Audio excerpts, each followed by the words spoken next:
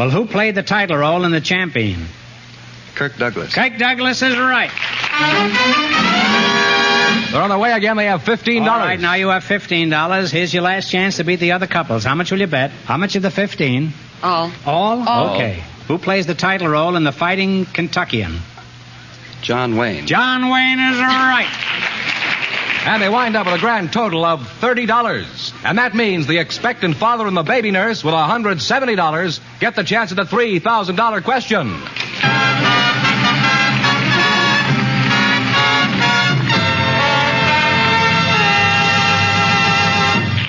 Stay tuned to HOJO Radio.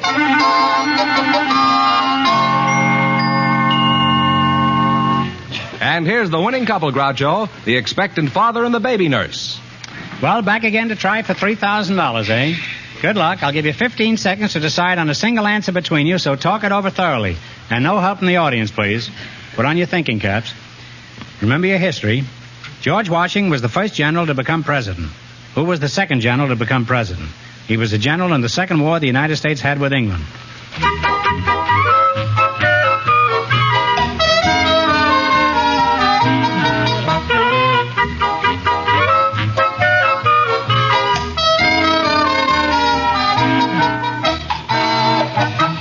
All right, what is the answer you two have decided upon? Jackson. Andrew Jackson is right.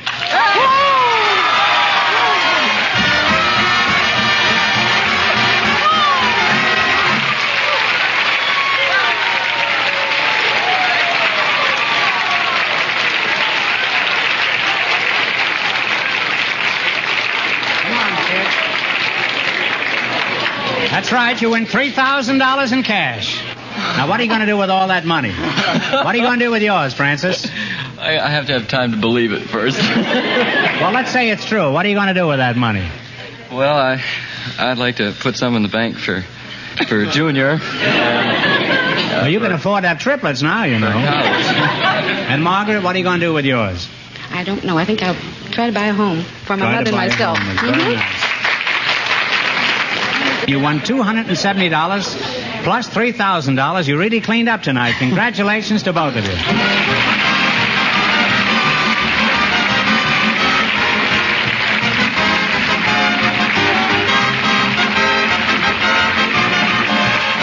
You Bet Your Life is a John Goodell production, transcribed from Hollywood, directed by Bob Dwan and Bernie Smith. Music by Jerry Fielding.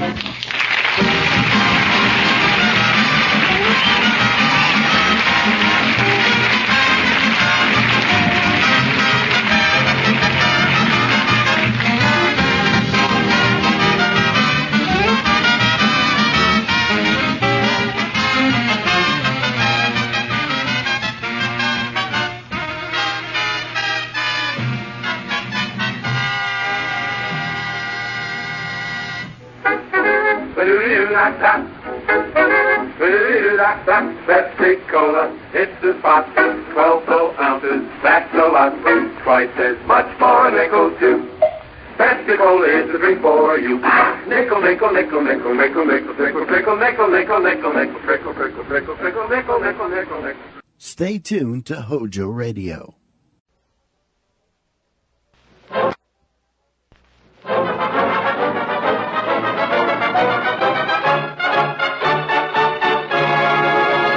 If every smoker knew what Philip Morris smokers know, they'd all change to Philip Morris. Johnny presents The Milton Berle Show.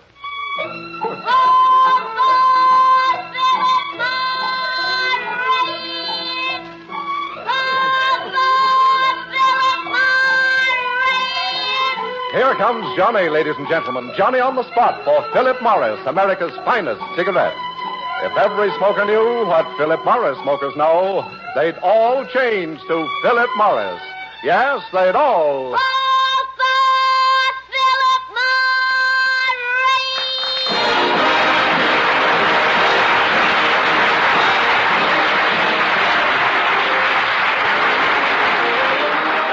From Radio City in New York, Philip Morris presents The Milton Berle Show with Bert Kelton, Jack Albertson, Arnold Stang, Mary Shipp, Arthur Q. Bryan, Al Kelly, our singing star Dick Forney, the music of Ray Block and his orchestra, and yours truly, Frank Gallup.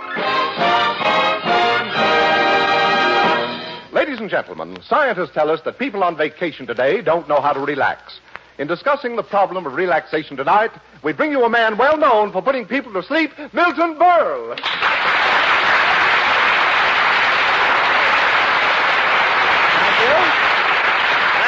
Thank you, and good evening, ladies and gentlemen. Mr. Gallup, did I hear right? I, vivacious, effervescent, scintillating Milton Berle? Me, I put people to sleep with my jokes?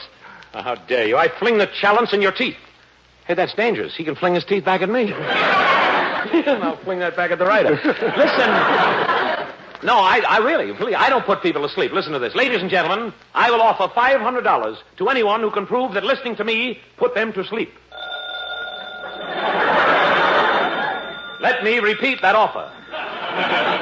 $5 to anyone who can prove. Hello? What?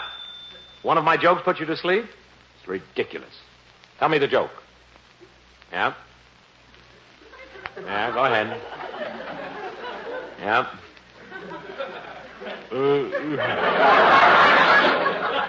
Yeah, go ahead.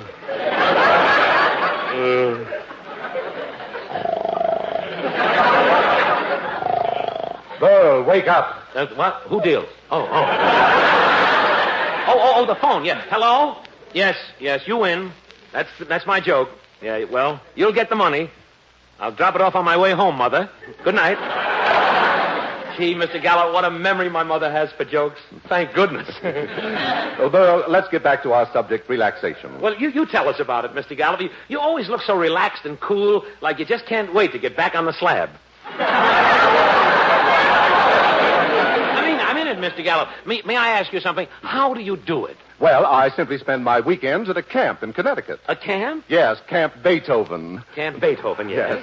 It's a paradise for music lovers. For 2 days, we just let ourselves go. You really rough it, eh? Rough it? Oh, we're practically savages. Are you?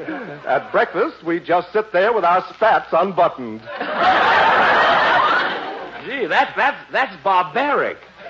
What else do you do? Well, we finish breakfast at 3 in the afternoon. 3 in the afternoon? Yes, we have to sit around for hours waiting for the oboe players to finish eating. It takes them that long? Small mouths, you know. Oh, yeah, sure. They have to eat their grape nuts one at a time. Oh, no. And then what happens? Off we go down Rachmaninoff Road for a dip in Lake Shostakovich. Oh, I bet you that's peachy, isn't it? Yes, indeed. It's a mad scramble down to the shore. Last one in is a Carmen Lombardo. Oh, you devils, you. Well, after such excitement, Mr. Gallup, you must fall into bed exhausted. Or as old Lud Beethoven would say, Auschgepoop. Oh, heavens, no. At night there's a campfire and Deems Taylor takes over. Deems Taylor. Oh, with the funny stuff. Yeah. Well, what does Deems do? Well, first, he comes out wearing a lampshade on his head. Oh, that's comical. Yes. Then he moistens the palms of his hands and squeezes out the entire score of Mussorgsky's Night on Bald Mountain. Oh, Mr. Gallup, my sides are... That's what... Nothing. But let's go on with the show, please. Let's go on with the show. If you don't mind, Mr. Block. Oh, you played it good tonight. Thank you.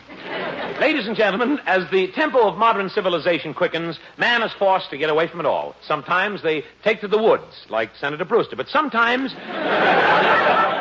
he turns... Your name and address again, please. The woman is here every week. Thanks, Mom. Sometimes a man likes to take to the woods and get away from it all. Sometimes he turns to nature. Here he finds tall pines, rippling streams. Oh, that's lovely. One of the secrets for relaxation. All right, Ray. Oh, thank you. That's enough. One of the secrets of Okay, Ray. Knock off. Thank you. All right. The mood has been set. Thank you. Stop. I'll stop him. Attention, racing fans. Here are the results of the first race at Saratoga. I told you. I told you how I stopped him. That always works. What an orchestra. They just sit there, but their minds are thousands of miles away with their bookies. Going to the baseball game has been one of America's greatest means of relaxation. Now, you take the case of Mr. C.C. Slocum of St. Louis, Missouri, who has found the secret of relaxation. He came all the way to Brooklyn and is now at Ebbets Field watching the Dodgers play the St. Louis Cardinals. Here he finds perfect relaxation. Come in, Ebbets Field. Mr. Slocum, are you enjoying yourself? I'm having a grand time. Well, that's good. Play ball! Come on, Brooklyn! Come on, you Brooklyn! Hooray! Hooray for St. Louis!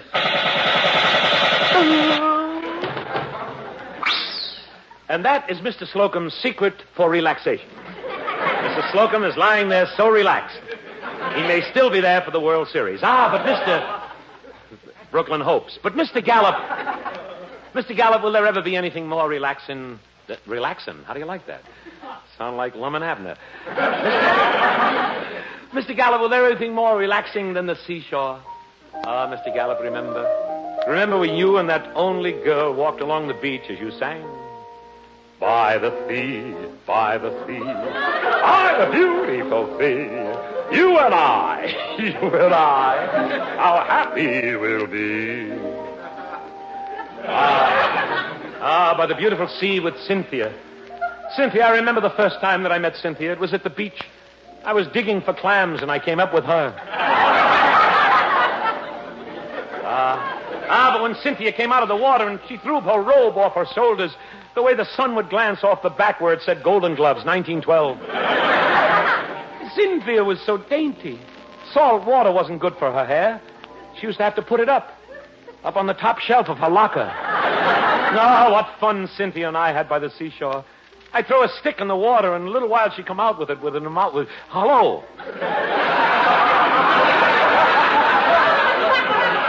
Like I had that stick in my mouth. And the way the crowds... It'd be funny if this is an audition and we don't know it.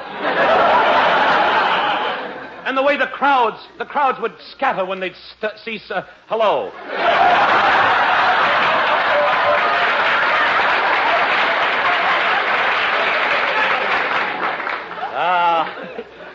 Too bad this is not an hour show, you know. 30 minutes to hear it and 30 minutes to regret it.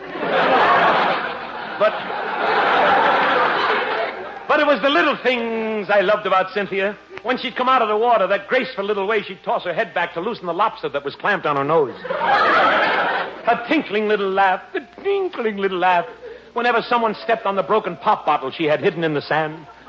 And the way Cynthia went into a dive, and then the way she'd stagger out. Yes, Cynthia? I love to be beside you, side, to see beside you by the beautiful sea. Oh, bad.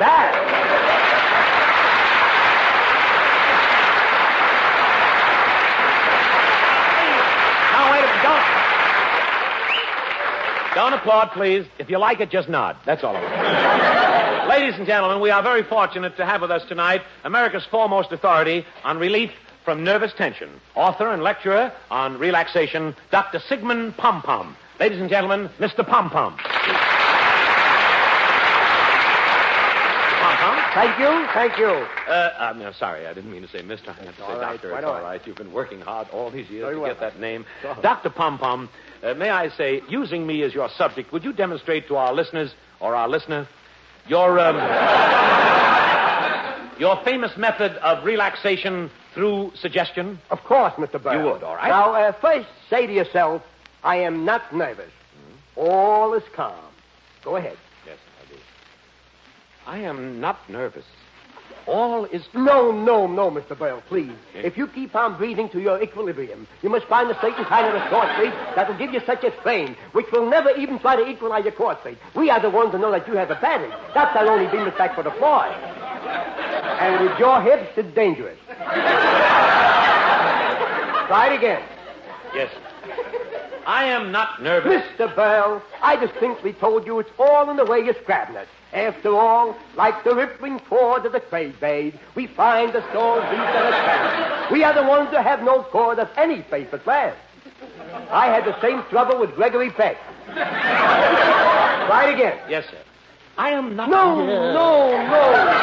You're making the same mistake another patient made. He said, Dr. Pumpum, I would like to forge beta krelmers. He would like to forge beta krelmers. What should I tell him?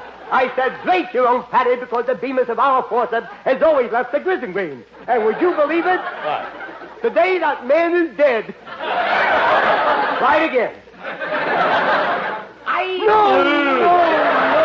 Again, you are using the wrong approach. Yeah? I want you to feel that you are wafted out into the farms of flowers. You are listening to a stage which makes you so bright. All right. Try it again. I star and am virus. All is clad by the... That's it. Now you're relaxed. Goodbye, and have nice promenade for free. Thank you, Mr. Siley Calmus.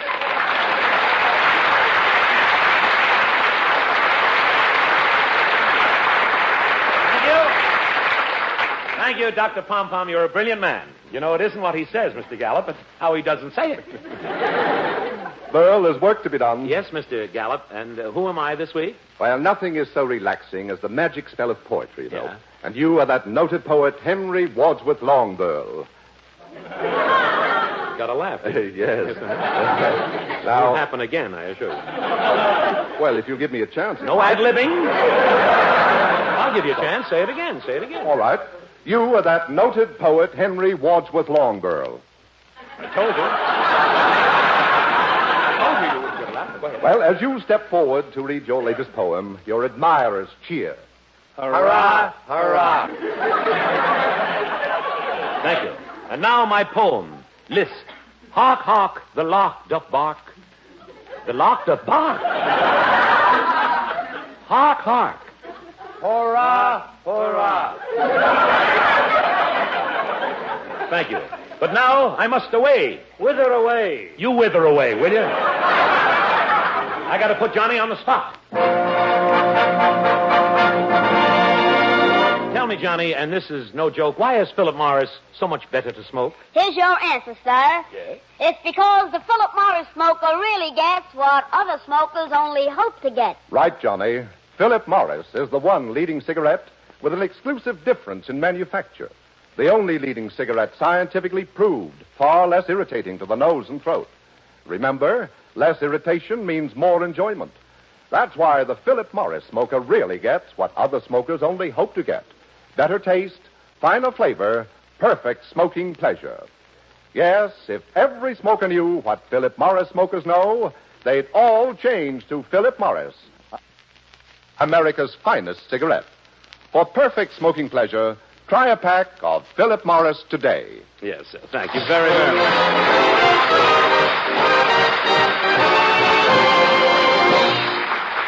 Thank you. And now, ladies and gentlemen, to continue our subject of how to relax, we now present... Relaxation Forum tonight.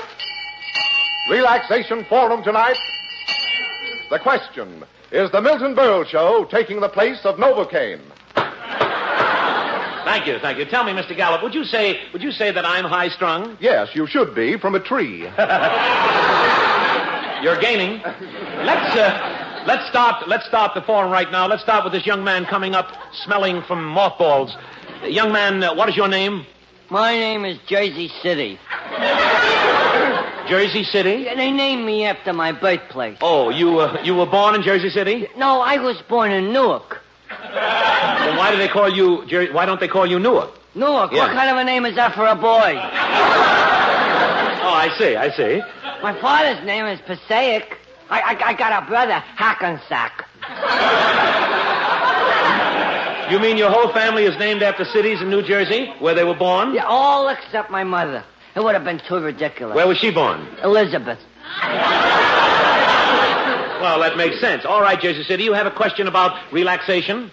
No. If you want to relax, the best thing is don't ask questions. But you... Especially in this hot weather. Leave people alone. All right, If you want to stay healthy, just leave people alone. Okay. You're no good, I'm telling you. Leave people alone. But I don't... You can start with me. Leave me alone. But all Look, will you stop pestering me? Please. Oh, shut up! Now, please, pull yourself together. Sorry, I blew up. That's all right. All right, now, have you a question? Well, it's more of a statement. All right, what's your statement? Drop dead! Please, who's next? This young lady here in the aisle, canning peaches. What is your name, please? Tallulah Feeney, I'm a homemaker. I see. And you have a question concerning relaxation? Yeah, how can I get my husband to calm down? He's sure a nervous jerk. He's nervous? It's his job. It's nerve-wracking. What does he do? He's a detective down at the gas company. A detective at the gas company? Yeah, at 6 o'clock when the workers leave the gas company. Yes? He sniffs them to see if they're taking any home. He's a nervous man, eh? Just from worrying, he already lost 60 pounds. He's down to 215. He's a skeleton. The doctor says he's got a nervous stomach. A nervous stomach? Yeah, it's always afraid it ain't going to get enough food in it. He can't calm down? At night he don't sleep. He just keeps tossing and turning. That bothers you? It's like sleeping next to a mixmaster. Well, why doesn't he try sleeping pills? Are you kidding? He's so full of sleeping pills, when he walks, he sounds like a ping-pong tournament. Gosh. One doctor recommended a midnight snack before going to sleep. Yes? He made himself a big sandwich, garlic, sausage, onions, and a slab of Liederkranz cheese. Yes? He come into bed, turned to me, and said, "Good night, sweetheart." And he went out like a light? No, I did. Oh, well, thank you very much, Mrs. Feeney. Thank you.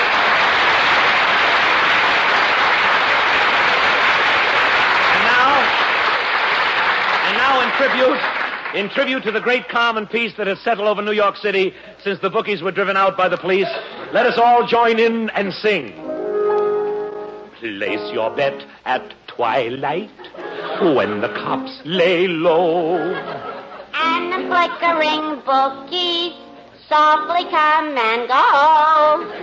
Though police are waiting just to catch that schmo.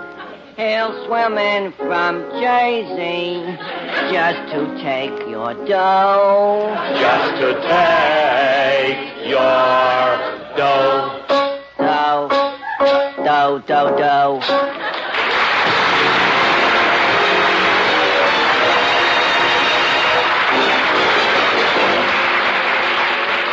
Here's our young South American singing star, Dick Farney, to sing That's My Desire. To hear you whisper low just when it's time to go. Cherie, I love you so. That's my desire.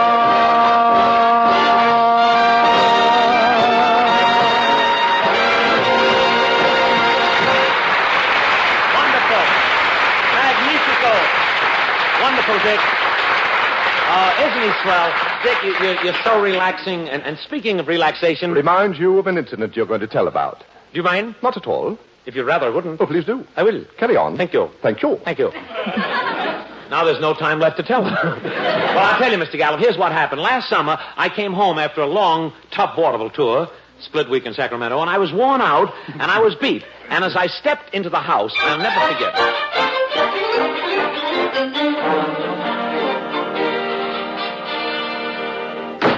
Daddy's home. Hello, dear. Hello, Junior. Daddy's... Milton, get up. Are you hurt? Junior, how many times must I tell you not to leave your fire engine in front of the door? You try to find a parking place in New York. Quiet. Whew. Boy, it's hot. This being in the city is brutal. Hot and sticky. Yeah, I know. When a psychiatrist got through with me today, he had to peel me off the couch like a banana. Oh, what I'd give for one good night's sleep. Milton, I have a surprise. Yes? Bert Lahr and his wife left for California, and they gave me the keys to their summer house in Mineola on Long Island. Isn't that nice of them? Well, that's like the country, oh boy. Just one night's sleep away from the noise of the city. Let's pack. Come on, let's go, everybody.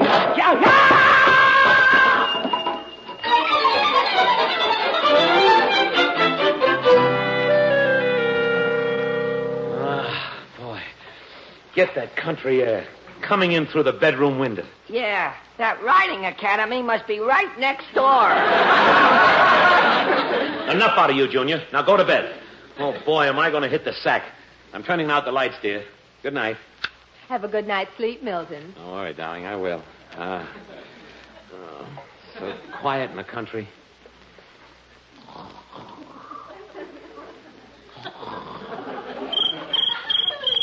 What's that? Help! Lock the doors! Wolves! There!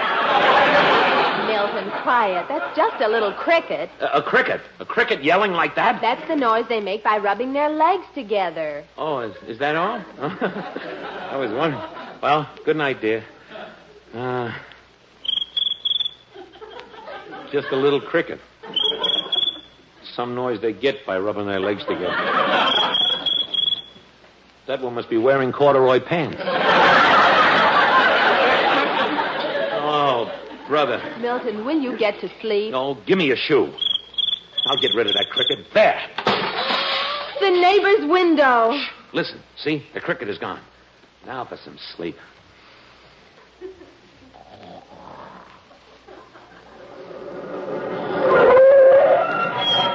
What's that? So long, Pete. Thanks for the lift home. Night, Pete. Good night. Well, party, eh?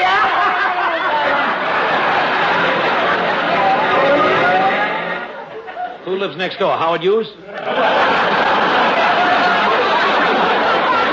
Milton, they went in. They'll be asleep in a minute. Now relax. Relax, she says. All right. Oh, so it was me who was drunk at the party, huh? Shut up. You couldn't even wait for a minute. The cork started the bottle. She was breaking off the neck. Why, Don't you dare strike me, Brentwood Bendelheimer. Hey, will you two shut up and let people sleep? Oh, the lawyers are back. Shut up, you jerk. Yeah, keep your big nose out of this, lobster face. Please, will you go to sleep? Why don't you shut that big bazoo of yours? Let me sleep. Yatate. Oh, please. Darling, where's the bed? There. It's quiet. Good night, dear. Good night. Oh, no. One sheep. Two sheep. Ooh. I'll fix that cricket. Scat! Shoot! Beat it! There. I scared him away. Peace at last. Oh, no. Answer the phone. It's in the hall. All right, it's pitch dark. Which way is the hall? His toothbrush he didn't bring. His fire engine he brought. 3 o'clock in the morning and the phone rings. Hello? What? What program am I listening to? Harry Horlick and his A&P Gypsies. Good night. Oh, I don't care about sleeping anymore. I just want to live through the night. Milton, will you stop roaming about? Now sleep. Sleep, she says.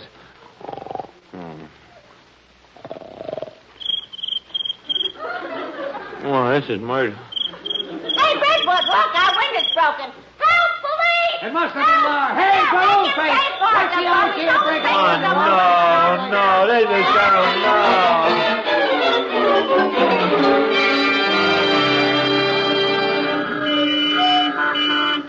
this is crazy coming back to our hot apartment in the city at 4 a.m. Crazy? Junior, shut the window. There. I don't care if we stifle, as long as we're not in the country. Good night. Sleep at last.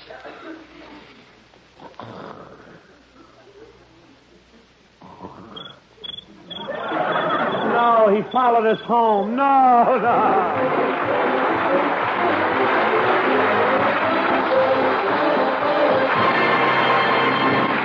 Thank you. Now, Mr. Gallup. Philip Morris is the only leading cigarette scientifically proved far less irritating to the nose and throat. Remember, less irritation means more enjoyment.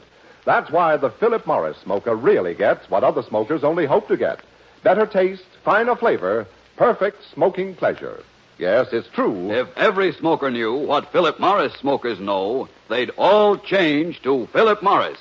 Made by Americans, for Americans, to suit American tastes. Philip Morris, America's finest cigarette.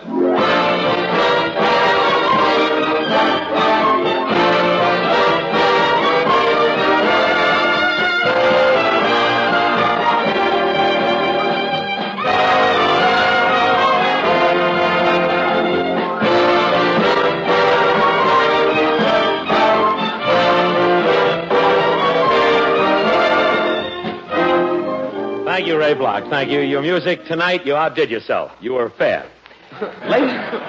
Ladies and gentlemen, I'm sorry. We've got lots of time left, but no jokes. Good night.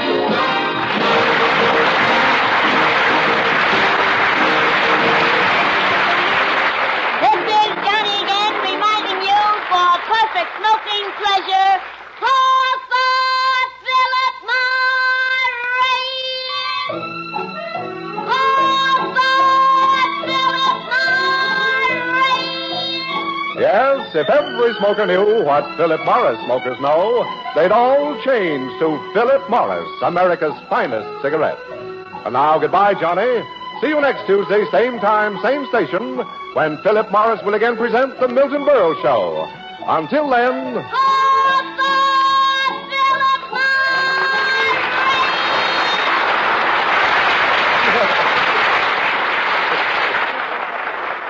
Hello, testing 1, 2, 3, 4, 5. That's it, 5. Pipe smokers, try Revelation Pipe Tobacco, a smooth blend of 5 tobaccos.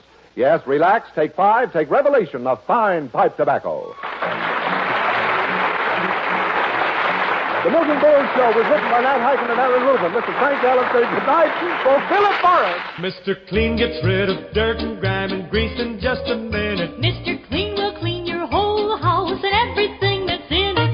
Floors, doors, walls, halls, white sidewall tires, and old golf balls. Sinks, stoves, bathtubs he'll do. He'll even help clean laundry too. Mr. Clean gets rid of dirt and grime and grease in just a minute. Mr. Clean will clean your whole house and everything that's in it. Can he clean a kitchen sink? Quicker than a wink. Can he clean a window sash? Faster than a flash. Can he clean a dirty mirror? He'll make it bright and clear. Can he clean a diamond ring? Mr. Clean cleans anything. Mr. Clean gets rid of dirt and grime and grease in just a minute. Mr. Clean will clean your whole house and everything that's in it. Mr. Clean, Mr. Clean, Mr. Clean. Keep it tuned right here to Hojo Radio for more classic old-time radio. The Pacific Story.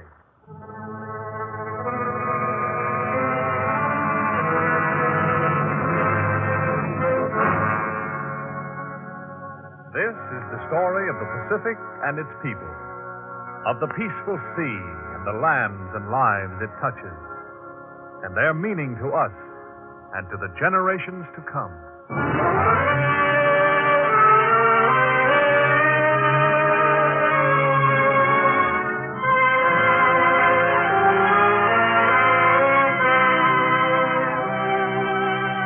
The National Broadcasting Company presents the third in a series of programs dedicated to a fuller understanding of the vast Pacific Basin.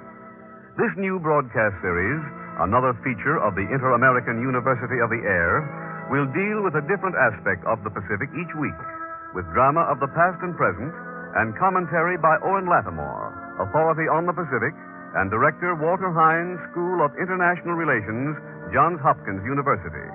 This is the Pacific Story.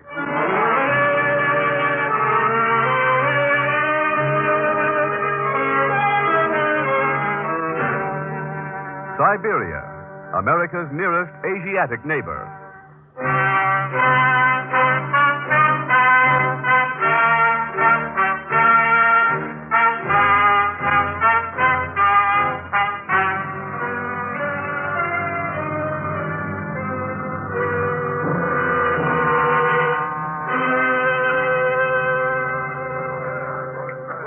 Come over here. You can see better. Oh, yes, thanks.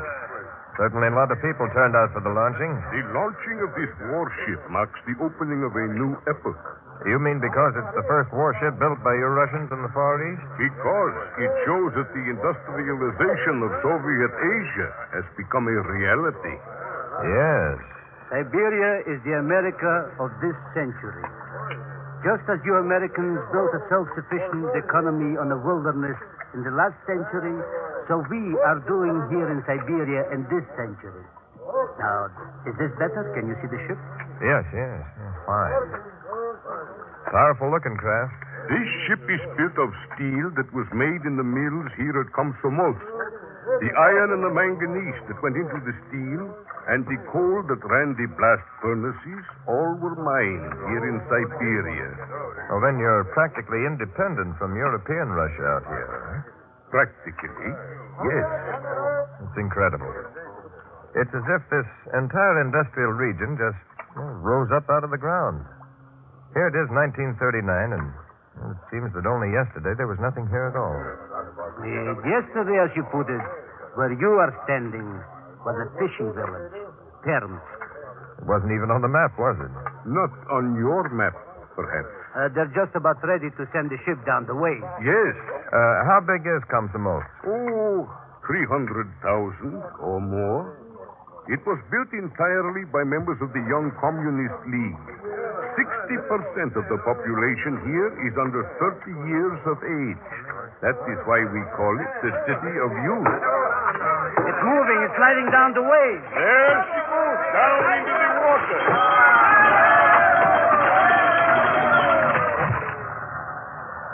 The America of this century. It may be at that. It may be at that.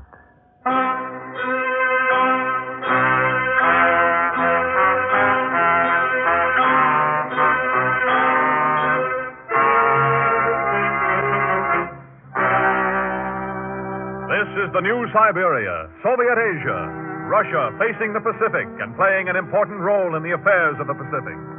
This is America's next-door neighbor, only 54 miles from continental United States. This is the land which only yesterday we thought of as... Siberia?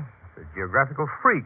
The biggest and maybe the richest country, but also the least accessible country in the world. Sure, it's big. 25 times as big as France. But what good is it without men and transport? Nothing but a wilderness of snowdrifts and wolves. The only thing it's good for is a prison. This was the Siberia of yesterday. This was the Siberia that the Tsarist regime took 60 years to conquer back in the 1700s, when the scores of native peoples were vanquished one by one, when the hundreds of thousands of Buryat Mongols resisted and were informed by a military governor, "We shall send many men with firearms to your villages. You and your wives and children and village folk we shall beat and ruin. Your yacht shall burn without mercy. No one shall be taken prisoner nor permitted to be ransomed. And those who shall be taken shall be hanged and executed unto death." In the 19th century, more than 1 million men and women were exiled to Siberia.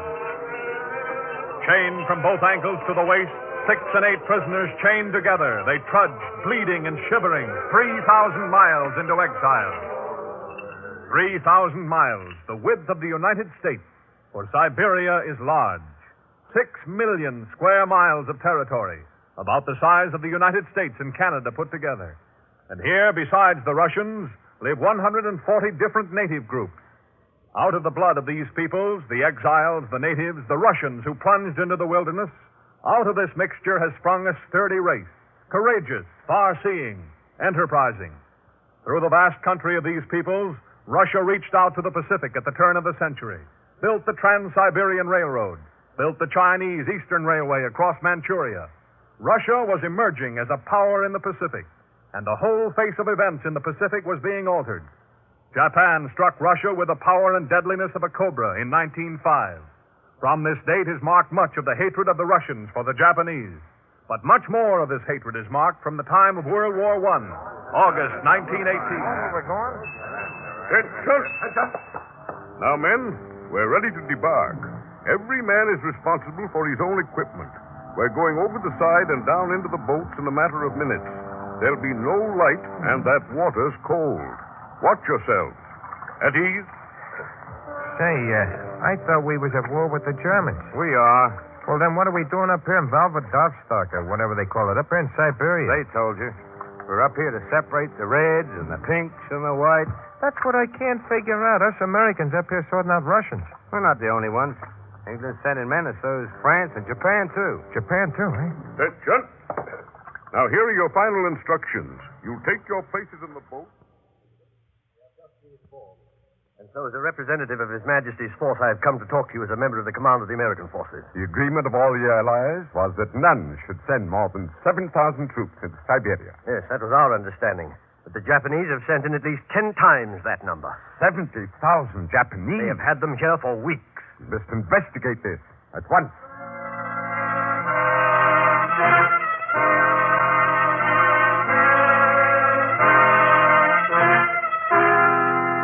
England, France, and the United States withdrew from Siberia in 1920, and let it be known they expected the Japanese also to withdraw. But the Japanese had plans of their own. When the Americans were safely across the Pacific, Japan seized Vladivostok. The next day attacked Nikulsk and Khabarovsk, conquered the Russian coast from the Korean border to the Okhotsk Sea, and held much of it until 1925. Here was spawned the hatred which is still to be resolved in the Pacific. In Russia, a new perspective on Siberia came into being. The question is, can Siberia be defended from European Russia? Siberia is linked to Moscow by the Trans-Siberian Railroad. The Trans-Siberian Railroad is long, very long, and slender. It takes 2 weeks for an express train to reach Vladivostok. Do you contemplate immediate danger in the Far East? It is with us always. If we here in Moscow should find it necessary to drain Siberia for supplies and armies to meet a threat in the West, it would be impossible to rush them back to the East in time if Siberia were attacked. We cannot reduce the distance. The solution is more transportation. Another railroad is necessary, and roads. That would not be a solution. To build another railroad would help, but a plan far bigger than that is necessary. We must make Siberia independent. Divorce it from the Soviet Union? Politically, no. But militarily and economically, yes. That would be like moving an entire nation, thousands of miles. That is what we must do. Siberia must turn its back on Russia proper and face the Pacific. With this policy, Russia undertook the most ambitious plan ever undertaken by any nation, of moving entire industries from the west to the east, of establishing towns and cities where none had stood before, transforming frontier outposts into industrial centers, of making Siberia an independent economic and military unit of the Soviet Union. We will explore the resources of Siberia, and where we find resources, there we will locate our new industries. Research experts, engineers, scientists sought out the resources of Siberia, charted them. Timber, water power, oil, minerals. Great industrial plants rose out of the ground as if by magic. This is the Kuznets-Kubas coal basin. Well, part of it. How does this compare with the Donbass in Ukraine? Oh, the seams in this basin alone contain 6 times more coal than the Donbass. And here at Kuznetsk, we have built the largest metal works in the world. The largest metal works in the world, in a country which not many years ago was thought of only as a snowbound wilderness of prisons and wolves. There, you see, they're about to pour the molten metal. There must be tons and tons of metal there. This plant alone makes more than 1 million tons of steel a year. Protect your eyes now. I can scarcely see, it is so bright. Oh, yes, sir. Levi!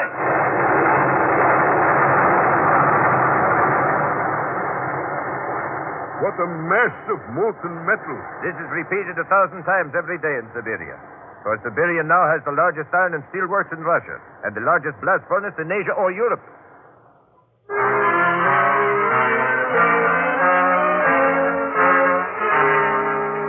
Scientific research, find the resources, and there build the industries. Now the howls of the wolves are drowned by the roar of steel mills.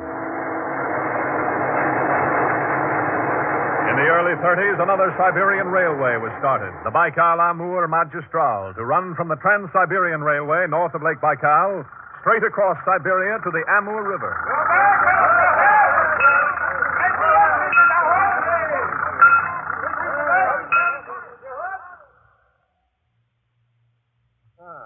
Pretty smart piece of operations, those Russians building that new BAM railroad. Yes, but did they ever finish it? Well, I don't know. Have they stopped working on it? Well, there's some mystery about it. It's being called the Mystery Railway. That doesn't seem possible. They were building it halfway between the Trans-Siberian Railroad and the Arctic Sea, so that it would be shielded on both sides by hundreds of miles of wilderness. Well, its completion has never been reported, and no one outside of Russia knows if it's in operation. I've got a hunch there. To transform this wilderness into a self-sufficient economy, new industries, new railroads. The Trans-Siberian single-track railway since 1894 was double-tracked. New motor roads, new air routes were developed. Thus, far-seeing Russians sought to create a USSR independently capable of defense against Germany in the west and Japan in the east.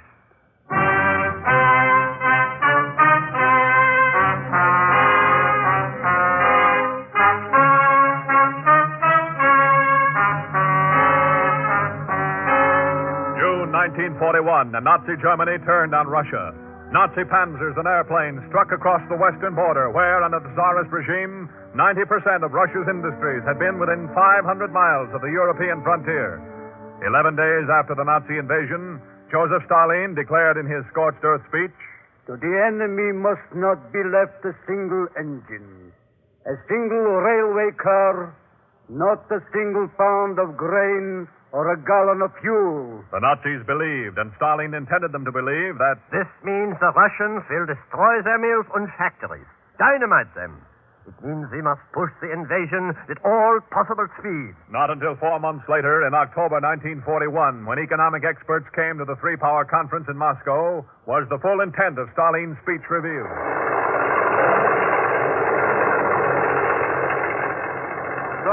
Judging the steel mill is in full operation. This plant, like many others, we uprooted from its foundation in European Russia, loaded it on trains, and moved it out here into Siberia. Moved the entire plant? All that was important to move, including the workers. We have left nothing for Hitler.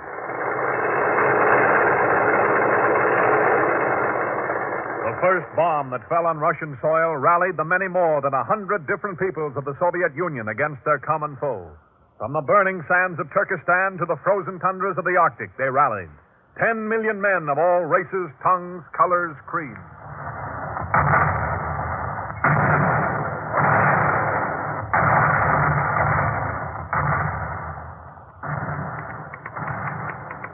Fighting alongside the Russians with bravery and fury and skill are Siberians, Turkomans, Uzbeks, Tatars.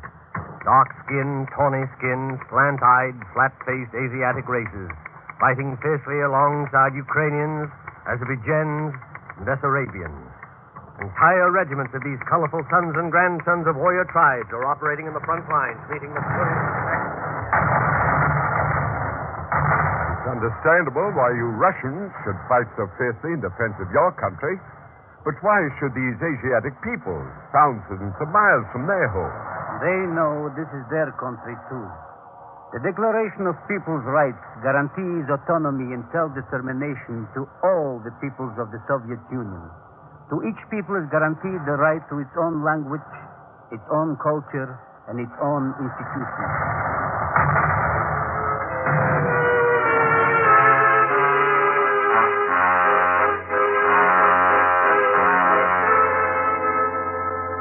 From the native tribes of Siberia fighting on the Western Front from Murmansk to the Black Sea. And in Siberia itself, an independent Red Army. A Red Army facing the Pacific, looking down over Mongolia and Manchuria, and with a watchful eye on Japan. To supply this army, we supply the power for the industrial plants in the cities of Soviet Asia. This hydroelectric plant is one of many we have built to utilize the water power of this country.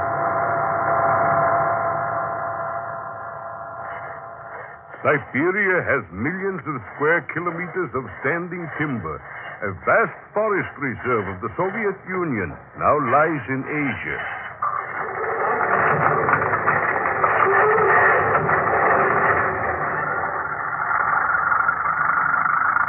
The fertile black plains of Siberia.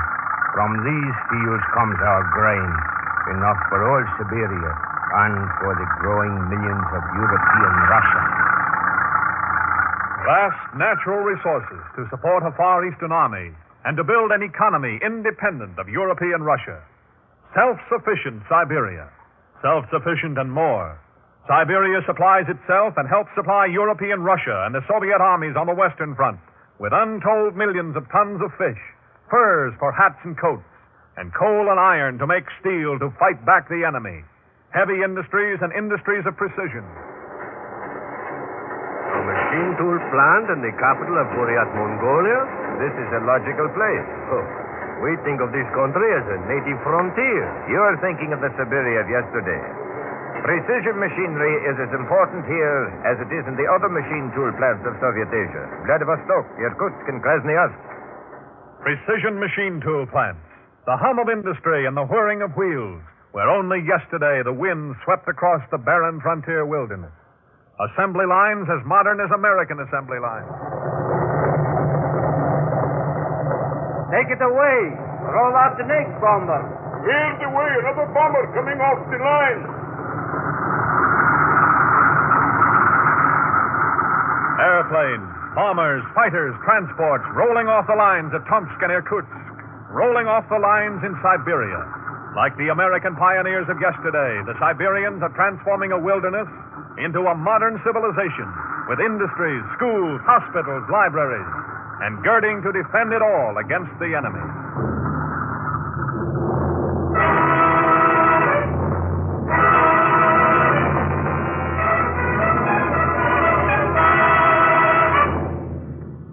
On the great peninsula of Kamchatka, which points southward dagger-like from Siberia, and which forms the west shore of the Bering Sea, on this great peninsula of Kamchatka, the history of the Pacific may be changed.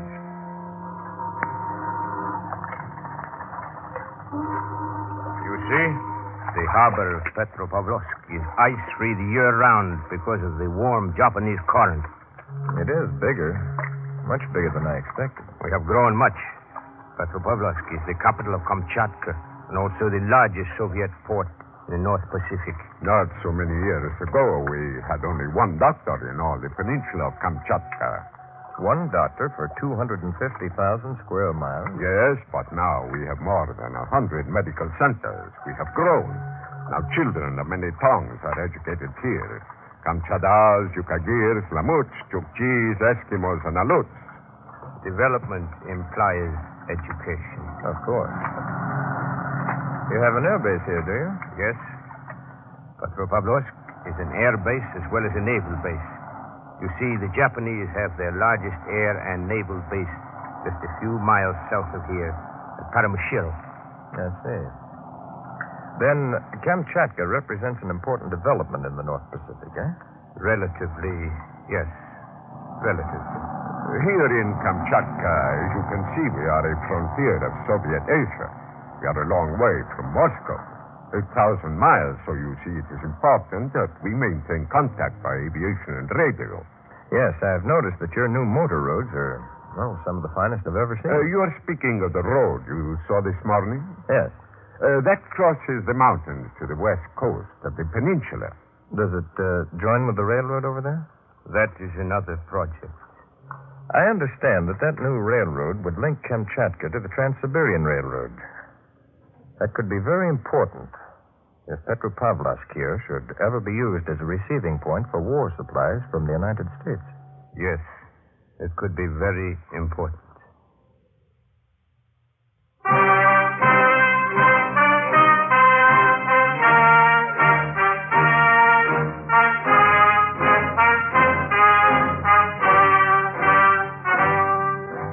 Upon the Russian control of Kamchatka and Soviet Asia, as upon the American control of Alaska and the Aleutians, will depend the events of the North Pacific. So long as powerful Soviet armies stand watch along the borders of Manchuria, so long as Soviet warships and submarines are based in Soviet Asian ports, so long as Soviet Asia's Air Force stands ready for action, that long must Japan divert a great portion of her armed forces. Whatever happens in Soviet Asia will have a dynamic effect upon the events of the entire Pacific.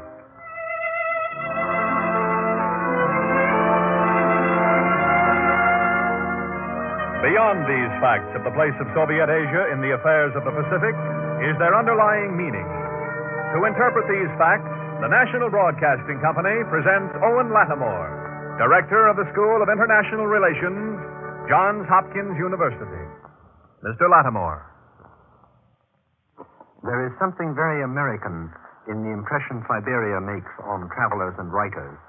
You feel there the drive of a creative spirit and a young, creative society opening up the wilderness.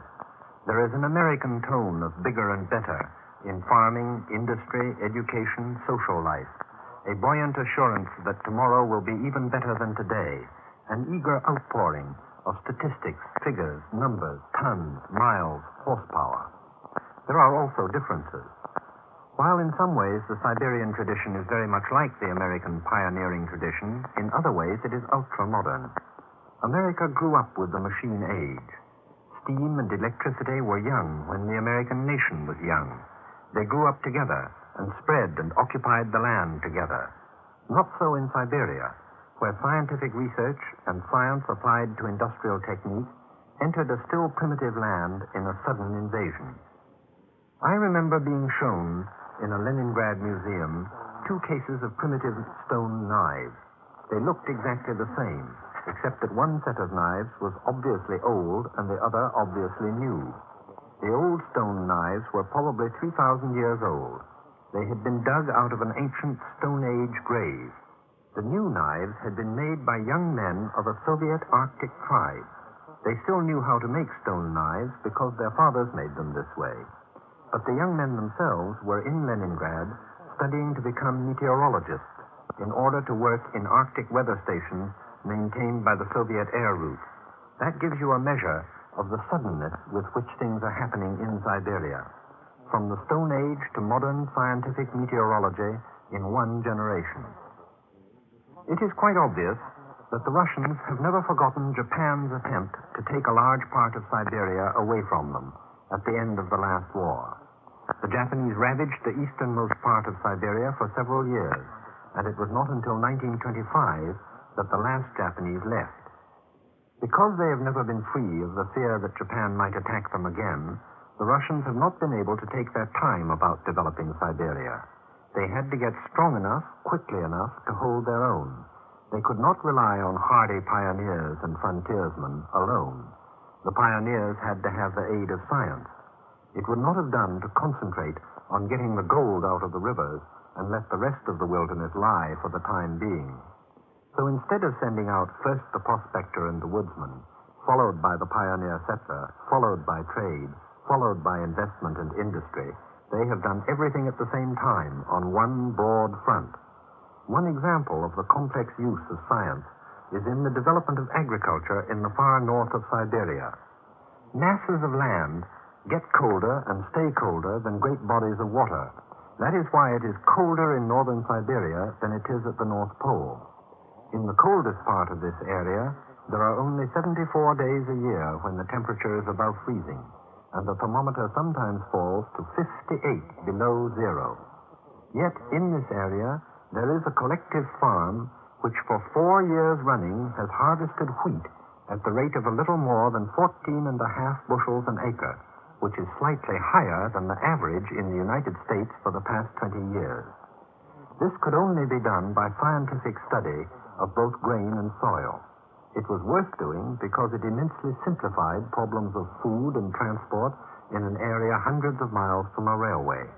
It made possible a community of people instead of isolated trappers and prospectors. Joseph Davies, the president's special envoy to Mr. Stalin, flew over Siberia on his way back to America. He describes what he saw, the sudden growth of a 20th century civilization in the midst of a pioneer setting, in a way which lets you see it for yourself as clearly as a picture. I quote Mr. Davies. As for Siberia, I shall never forget the impression which it made. For hundreds of miles it is one vast expanse of beautiful rolling country, dotted with lakes, groves of trees, traversed by wide sweeping rivers.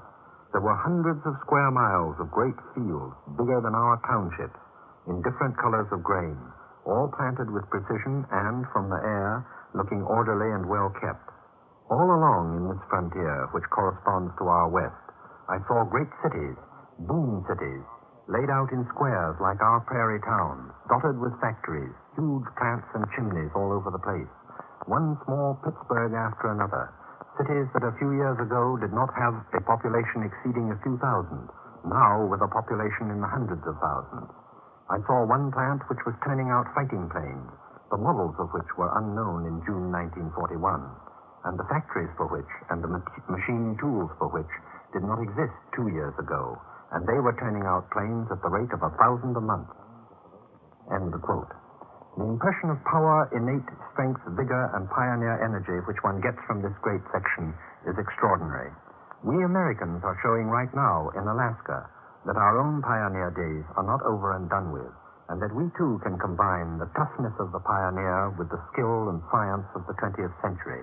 As a matter of fact, one of the great masters of life in the North, Wilhjalmur Stephenson, is an American. For many years, he has been preaching that the North is not a place where you have to leave civilization behind. It is a place where you can and ought to take civilization with you. And as we spread civilization there, we shall meet the spread of the civilization that is taking root and growing in Siberia. Thank you, Mr. Lettermore.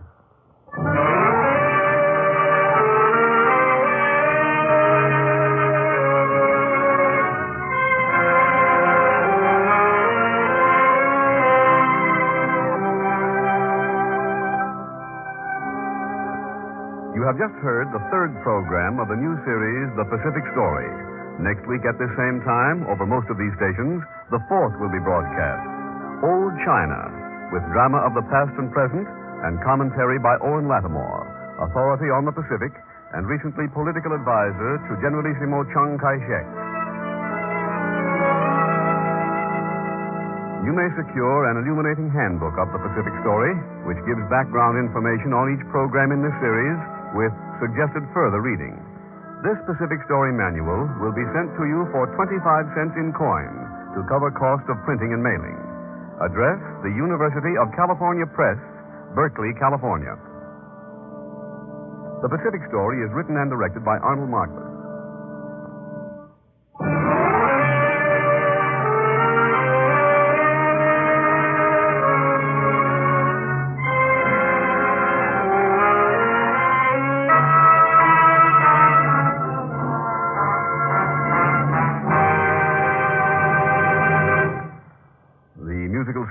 Pacific Story is composed and conducted by Charles Dant.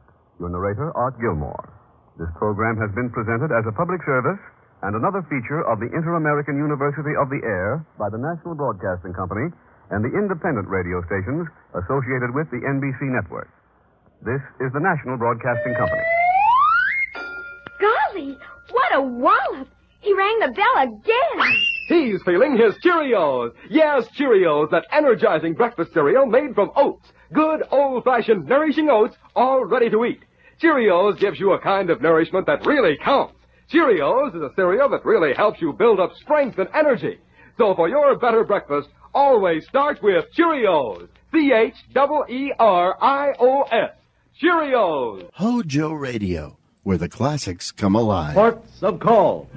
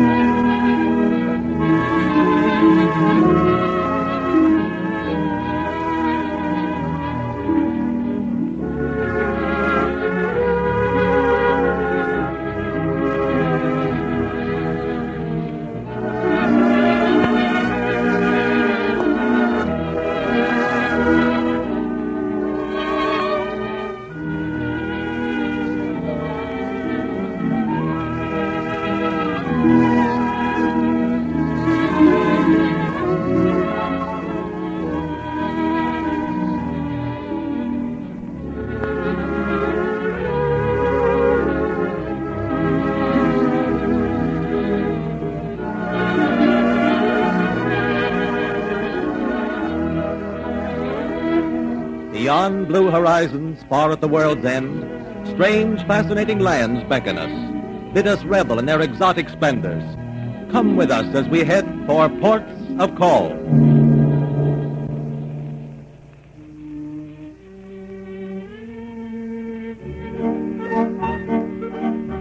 High up in the Swiss Alps, the eternal snows of the Matterhorn and the Jungfrau, melting under the warm embrace of the summer sun, trickle down rocky slopes toward the distant Black Sea. Rivulet joins brook. Brook joins stream to form the mighty Danube, the blue Danube whose swelling breast carries our little riverboat southeastward toward Vienna, heart and soul of Austria, our port of call.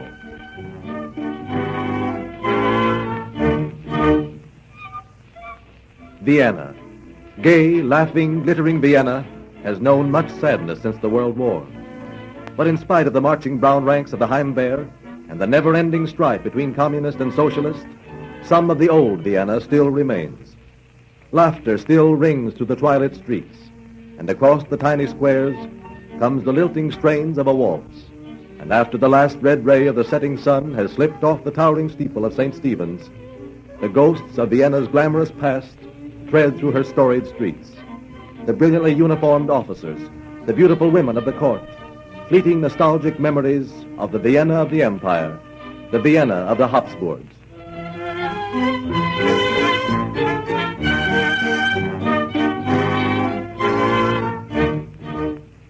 The name of Habsburg has dominated Austria's history for 700 years. But back in the 13th century, the House of Habsburg was merely one of the many warring feudal houses which made Central Europe a constant battleground. Count Rudolf Habsburg, impetuous young nobleman but recently returned from a sortie against the city of Bau, is interrupted in the banquet hall of his castle by the arrival of a travel-stained messenger. My liege, a messenger has but just arrived from His Holiness the Pope. From the Pope? Have him brought in? Yes, sire. Greetings, friend. Welcome to the castle of Habsburg. Pray you be seated. It is wine from my own vineyards and the haunch of a wild boar I shot myself. My message is to one with whom I refuse to break bread. What is that? His Holiness, your master, will hear of his lackey's insolence. His Holiness will be pleased. His Holiness has heard of a more grievous sin. Have this prattling fool thrown in the moat. A messenger from His Holiness. A lying dog. Stop. Hold your ground. Count Rudolph, here are my credentials. The signet ring of the Pope himself. It is so. Count Rudolph, during your attack on the city of Baal, your soldiers, with your permission, did enter holy ground, did pillage and burn a nunnery. It was not with my permission. Silence. Count Rudolph, here in my hand I hold the papal bull, excommunicating you from the Holy Church, excommunicating you and your family and all who give aid and assistance to you. Take it and read. Read it. Let's see if the man is truthful. Yes, read it.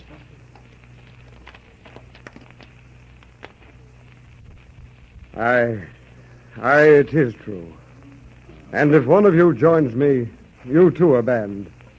And on this very night, I had planned that we gather according to the command of the church for a war against the hordes of barbarians in the north. The Holy Father himself has called us to this crusade. In such a cause, we may yet go. There we go. We too will be excommunicated. Hear me, my friends. I solemnly vow that from this moment hence, I shall work only to convert the barbarians to the church. I shall fight in this war if I have to go alone. And by my deeds, I shall win absolution. I shall follow you, Rudolph. And I. It is our sin to expiate also. Aye, so it is. We shall follow you. Yes, we'll follow you. To the last man, Rudolph's knights and vassals follow him to the war. For months, they fight valiantly. Then, one day on the battlefield, Rudolph receives a knight into his tent. My lord, on every side the barbarians are giving way. Our crossbowmen have driven their right flank beyond the river. How many have you captured? In today's battle, we have taken nearly 5,000 prisoners. Have they received the sacrament of the church? Even now, the bishop is baptizing them, my lord. That is well. Count Rudolph, for more than 6 months we have waged this holy war.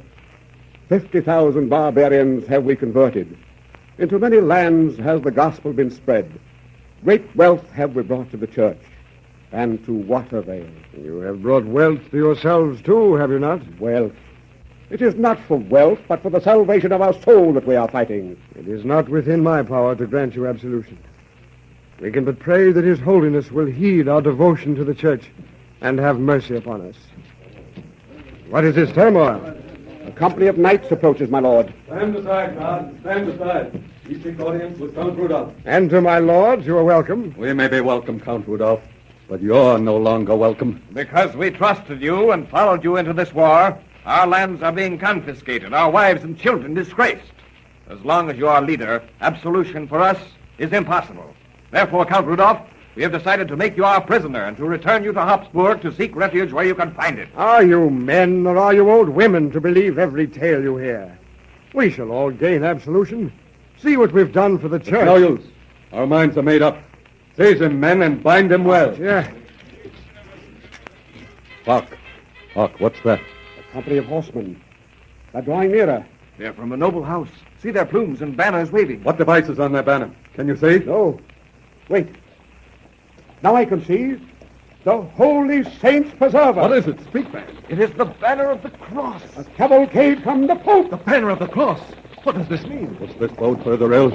If it does, you shall pay with your life, Rudolph.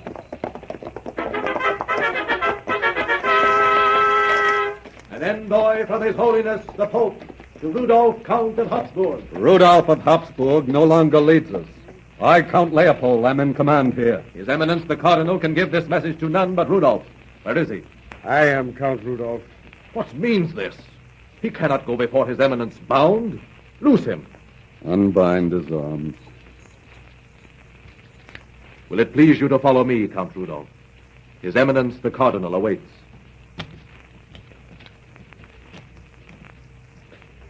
Rudolph of Habsburg, the Holy Father sends blessings. He is well pleased with your valiant struggle for the Mother Church, and so is disposed to lift the ban of excommunication against you and your vassals. Tomorrow at dawn, I will give you Mass. Received back within the Holy Church, Rudolph carries the cross and the sword through all of Germany, subjugating and converting the barbarians, and then conquering his rival feudal lords. Victory follows victory, until worn out by the indefatigable activity of this tireless young warrior, the defeated barons elect him emperor. When the crown of the empire settled upon Count Rudolph's head, the House of Habsburg assumed the position of dominance which it was to hold through 7 centuries of European history.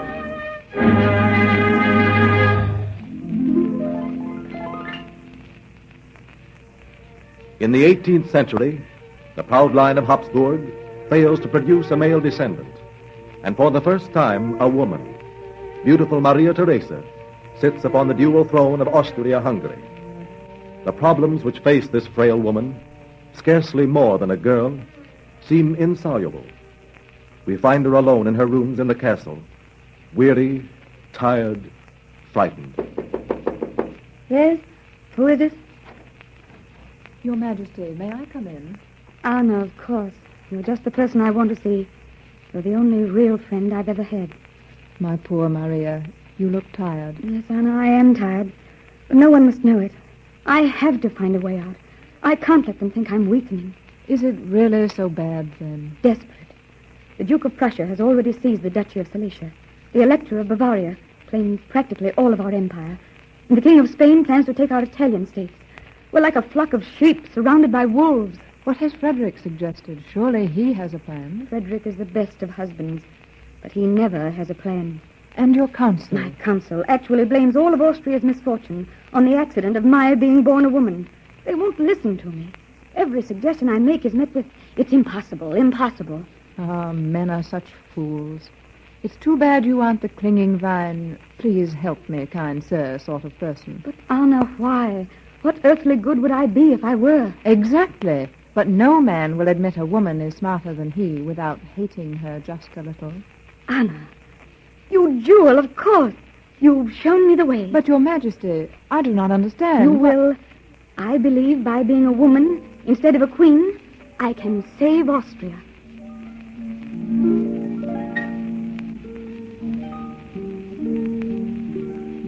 Maria Theresa summons her council. When they have convened, she makes her carefully rehearsed entrance. Tall candles placed on both sides of the throne illuminate with faint light the beautiful queen. As dressed in deepest black, her gorgeous blonde hair girlishly coiled about her neck, and carrying her youngest child in her arms, she seats herself. An 18th century Madonna, a helpless young mother, a frail woman appealing in every look and gesture, every word, for the sympathy of her subjects. It is one of history's superb performances. Each man in the brilliant assembly feels that this dependent young woman is appealing to him alone as Maria speaks. Gentlemen, my friends, my protectors, we have called you here tonight not as a queen calling her court, but as a woman, a mother who would rather see her precious little ones cold in death than see them grow to manhood and womanhood, serving any other country but Austria. We are forsaken, gentlemen. I am helpless. I confess it. I need you. I need your counsel and your advice. I need the strength of a man to face our enemies. I have not that strength. I must depend on yours. Were I a man, I would tell you to think only of the empire, to fear no enemy, to go to every province and every village and gather an army. I would tell you not to yield an inch, to protect your wives and your children with the last drop of your life's blood. But alas, gentlemen, I am not a man. I am merely a woman who knows nothing of the complexities of state affairs. A mother who must depend upon your decision. Gentlemen, we must not fail our queen. I propose that we raise an army at once. We must defend Austria. Long live Maria Theresa! Long live the Queen! Thank you, gentlemen. Thank you.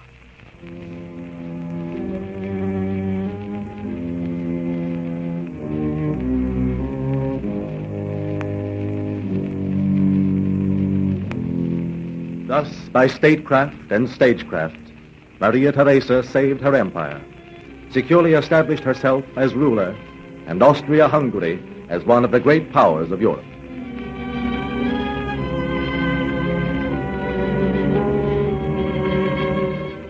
Napoleon's imperial eagle overshadowed Austria for a brief few years, and then Prince Metternich re-established her glory at the Congress of Vienna and paved the way for the illustrious and long reign of the Emperor Franz Joseph. When the youthful prince was crowned in Vienna, he was a frivolous young man who, although he nominally ruled Austria and Hungary, was actually himself ruled by his autocratic mother, the Dowager Empress Sophie. Still unmarried at 23, Empress Franz Joseph discovers that his mother has everything planned for him.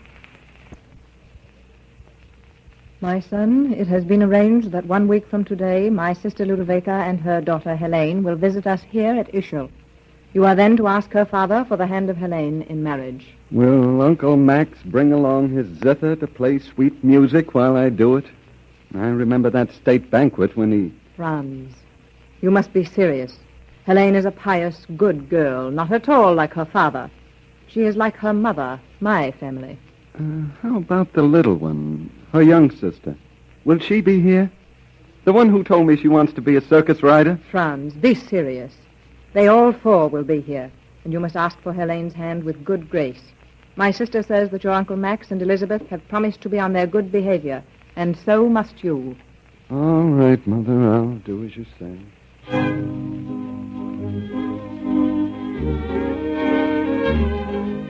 It is a hot August day, and the Archduchess Ludovica and Archduke Max, together with Helene and their youngest daughter Elizabeth, are on their way to Ischl by coach. Elizabeth and Duke Max are enjoying every moment of the bumpy ride, while Helene and her mother are very seriously concerned with the important mission that is taking them to the summer home of the Empress Sophie. Well, Poppy, they never would have watered the horses without our help, would they? But look at me, I'm so... A most disgusting performance, daughter. If you continue to behave like a common gypsy, home you go, regardless of your father's wishes. Oh, why can't you be like your sister? She would never make such a spectacle of herself. Would you, Helene? No, Mama. Helene is going to be an empress. She can't afford to enjoy herself. Well, I can. And I wish you'd let Poppy bring his zither so we could sing. His zither? Here your sister is about to make the most momentous decision of her life, and you and your father wish for a zither. Now, Mama, we promised to behave ourselves when we got to Ischl, but we didn't promise not to have a good time on the way. See that you do behave yourself when you get there. And Elizabeth, remember, you are to remain in your room. Oh, now, Mama. I only brought her along because you insisted, but she is far too young to join in the festivities. I hope I shall never grow up and have to go to their stuffy dinners. You're quite right, Elizabeth. Just look, Poppy, at those two, Helene and Mama. Helene's going to be Empress of Austria, Look at her face. Wouldn't you think she'd just eaten sour pickles? Yes, and I don't think they agreed with her.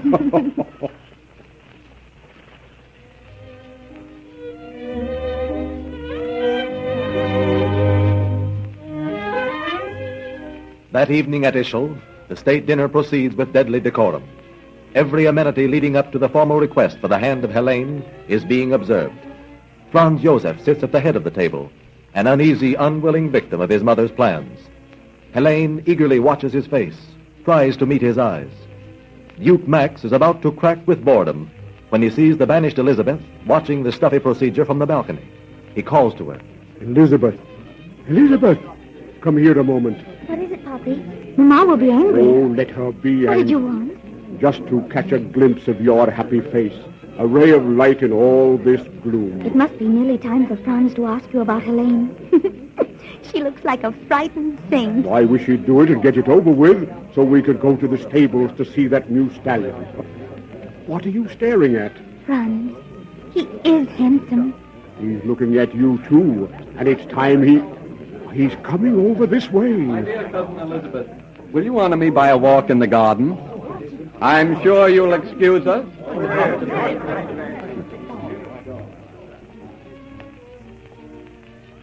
But Franz, they will be very angry. Do you care? Oh, Elizabeth, why didn't they tell me you're so beautiful, so lovely? Let me hold your hand. Maybe the gypsy was right. What gypsy? Where? No, Poppy and I were in the country. A gypsy told my fortune. And she described someone, Prince Charming, she called him. I dream of him sometimes. Look at me, Elizabeth. Am I not the one she told you of? Why, yes, you are.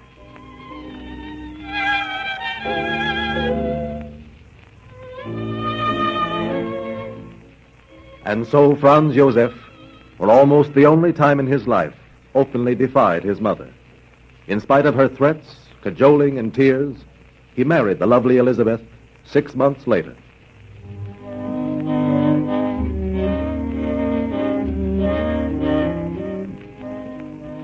Vienna is famous for its beautiful women, for its renowned medical men, for Sigmund Freud and psychoanalysis. It has given the world an adjective, Viennese, the quintessence of gaiety and charm and joie de vivre. But most important, it has given the world music. The music which flowed from the hearts of its sons has enriched the lives of millions. The Lieder of Schubert, the symphonies of Mozart, and the waltzes of Strauss.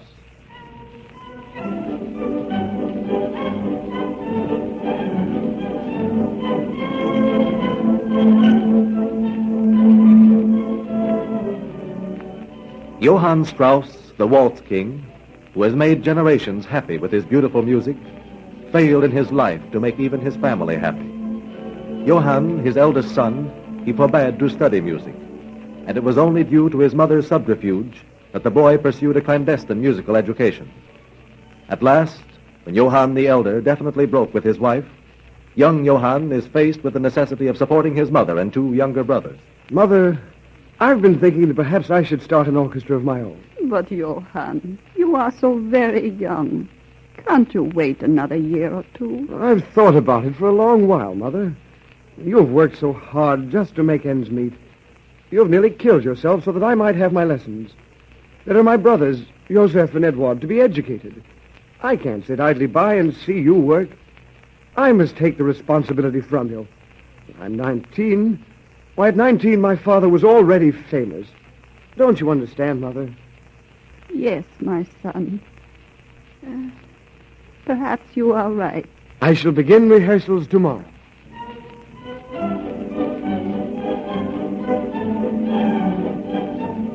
Dahlmeyer's Casino, which had tried unsuccessfully to engage the elder Strauss's orchestra, was only too happy to engage that of his son. The announcement set all Vienna talking. The bitter feeling between father and son was well known, and the father still reigned as Vienna's favorite musician.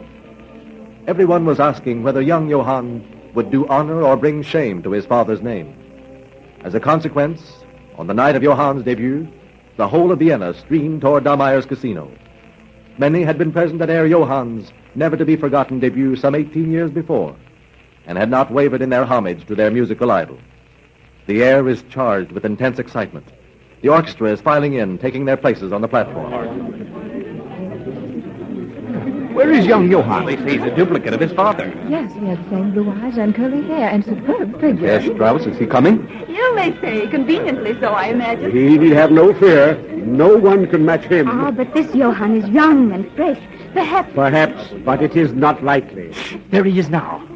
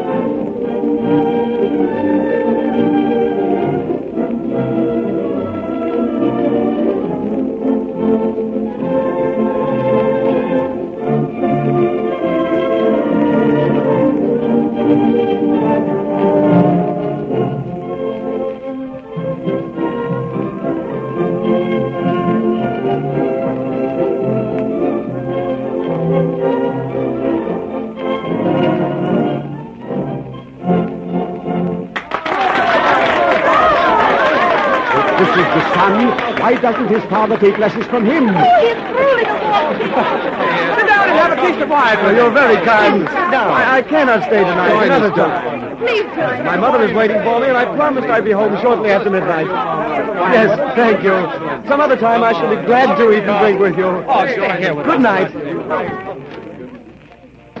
Edward, Joseph. My brothers, it was good of you to wait.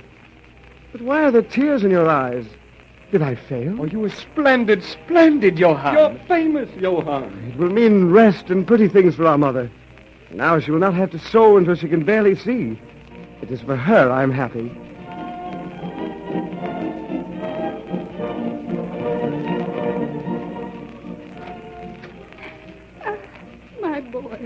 My boy. I can see from your face that you have good news. Oh, it was magnificent, Mother. They cheered and clapped and would not let him go. His playing bewitched them. Oh, I'm so glad. So happy for you, Johann.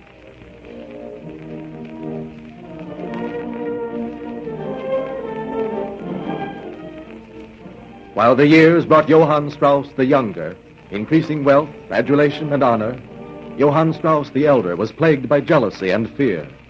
Fear that his son would usurp his place in the hearts of the people. Everywhere he went, he heard the boy's praises. There was nothing that could reconcile the two. None who could bring them together.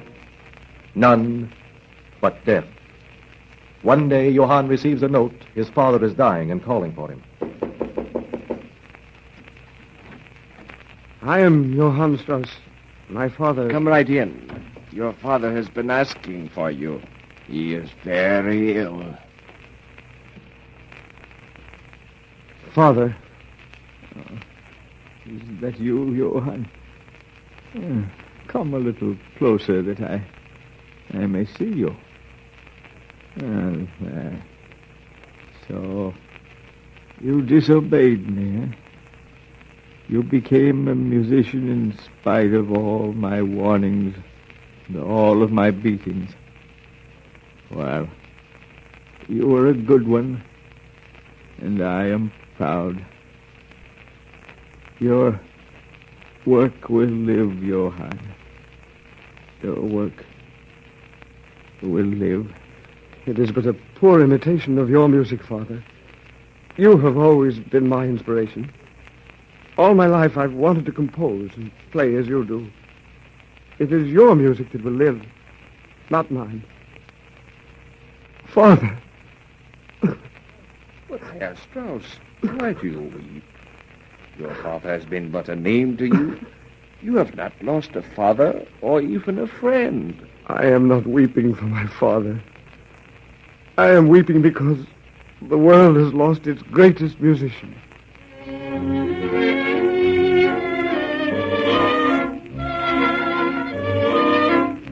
But now our bags are packed.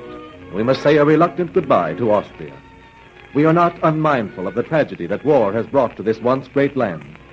But through her sadness, Austria smiles, and her gay, music-loving heart beats with high courage.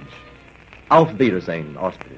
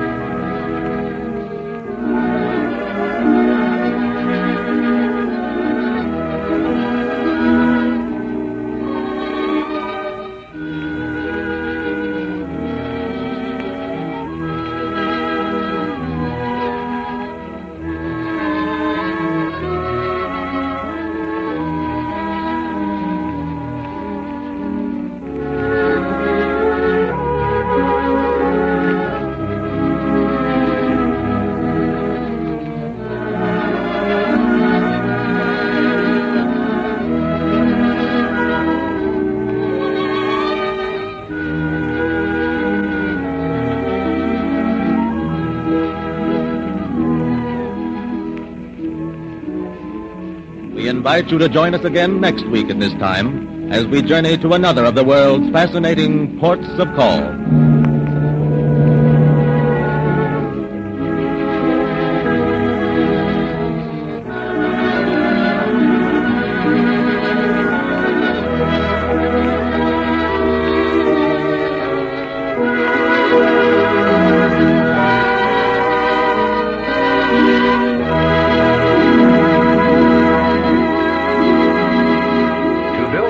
Where DuPont's better things for better living are produced, DuPont engineers use all kinds of construction materials: stainless steels, copper alloys, lead, rubber, and plastics, to name just a few. The requirements of the chemical industry are so exacting that all these materials must meet certain standards of quality. These standards have been set by the American Society for Testing Materials, one of the important technical associations in which DuPont men are active members. Membership in societies such as these does much to broaden the knowledge of the engineers, scientists, and other technical people who bring you the DuPont Company's better things for better living through chemistry. HOJO Radio, we're your old-time radio headquarters. Stay tuned.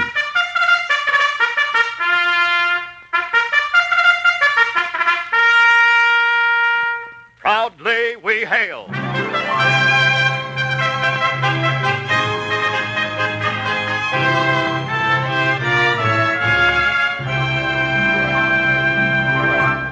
Hello from Hollywood. This is C.P. McGregor speaking, and welcoming you to another broadcast of your War Department program, Proudly We Hail. Through the courtesy of the Hollywood Coordinating Committee, we present the brilliant actor, Mr. Bill Williams, as the star of our play, East to West, written by Joel Malone, music by Eddie Scrivanik.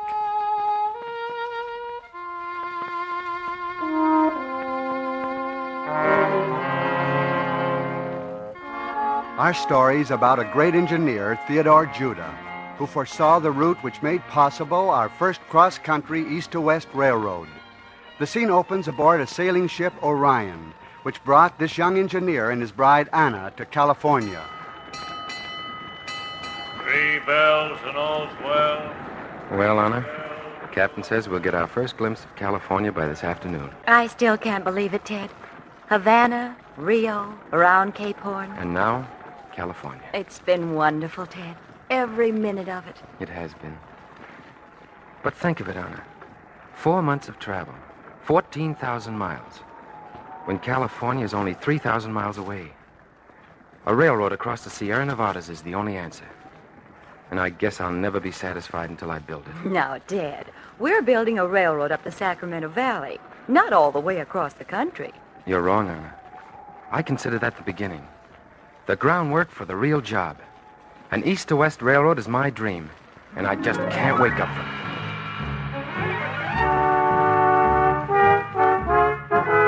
The San Francisco Bulletin. The first shipment of rails for the Sacramento Valley Railroad arrived here from England last Wednesday. Construction is under Mr. Theodore Judah, and it is estimated... Placer Herald. Good news. Yesterday, a handcar was swung onto the first mile of completed track for the new railroad, and Mr. and Mrs. Theodore Judah took California's first railroad ride.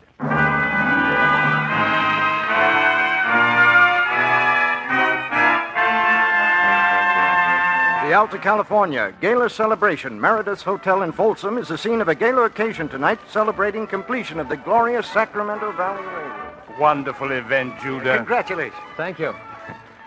Anna, let's get out of here for a minute. All right, Ted. It'll be cool out on the veranda. Well, this is nice. Know something, Ted? No. What? I'm proud of you tonight. It's the nicest thing I've heard all evening. I've neglected you ever since I started on this job, Anna. But I'll make it up to you someday. Have I complained? No. That's just why I want to be sure you understand. It's not over, Anna. I'm going right to work on the Transcontinental Railroad. There's a group of businessmen in Sacramento. Huntington, Mark Hopkins, and Stanford, and several others. Yes? I've talked to them before, and I'll admit they weren't very enthusiastic. But I have a feeling I can win their support.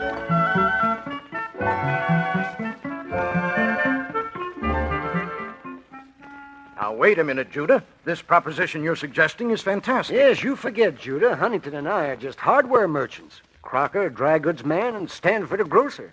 And you're talking in terms of millions. But Hopkins, once we start, I'm certain the United States government will back us. I doubt that.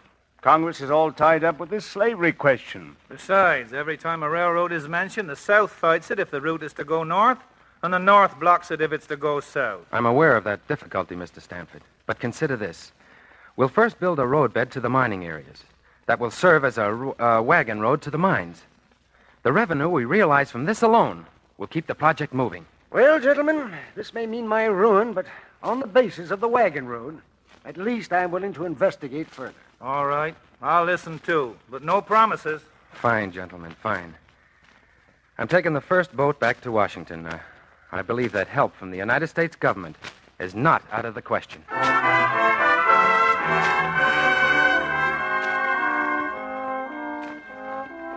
Well, that's my plan, Mr. President. Hopkins and Huntington, together with Mr. Stanford and Mr. Crocker, have agreed to supply the private capital. Now we need government help. Mr. Judah, may I say that your enthusiasm, your faith in the future of our country at a time like this is an inspiration. Thank you, Mr. Lincoln. However, we must be practical. Oh, you mean you don't feel you can support my plan? On the contrary. Mr. Judah, I once said, a house divided against itself cannot stand. I was referring to a social and political barrier. But you've convinced me it applies to geographical barriers as well. Mr. Judah, you'll go back to California with the full support of the United States government.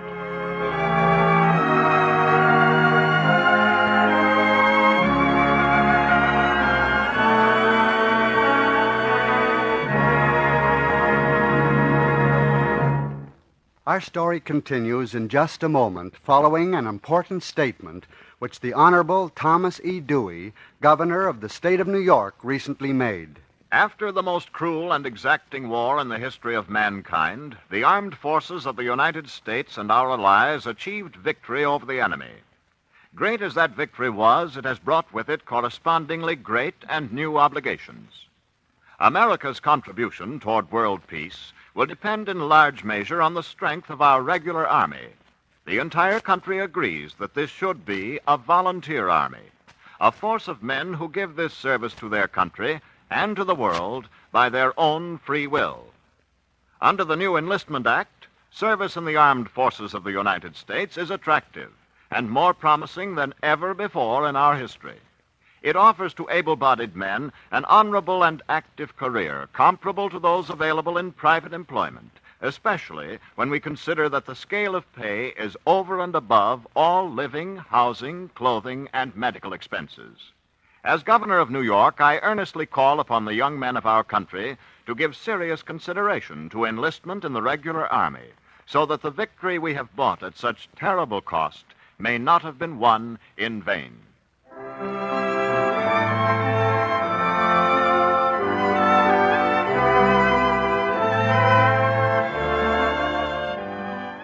And now we continue with our play, East to West, starring Bill Williams.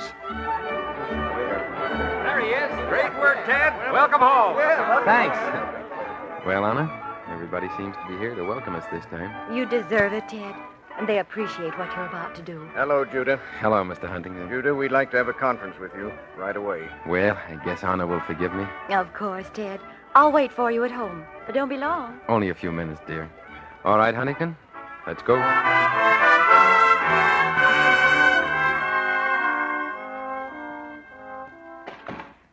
Anna? Hello, Ted. You had a long meeting. Yes. Why, what's wrong? There's been a disagreement about the route the railroad is to take. A serious one. The way I suggested in Washington is best for the transcontinental, but not for the trade with the mines. Trade with the mines? Oh, but that's secondary now. No.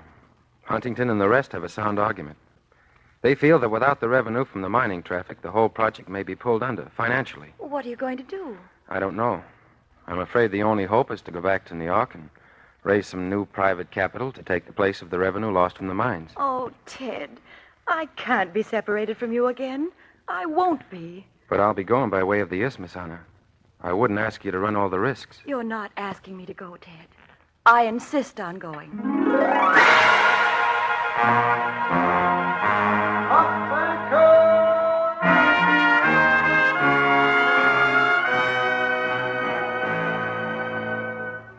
Coming into the Isthmus, Mr. Judah. We'll be saying goodbye again. Watch out for that young wife of yours. I will, Captain. See you soon on the return voyage.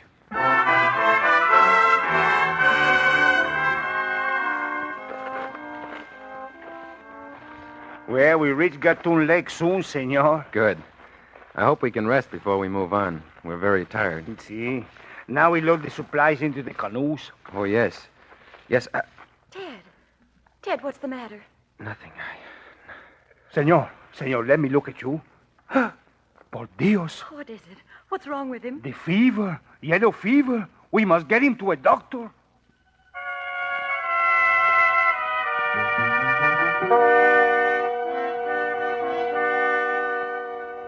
Ted. Anna, my darling. Don't try to talk, Ted. We'll get you on the boat for New York. Everything will be all right. I know what the doctor told you, Anna. Oh, Ted.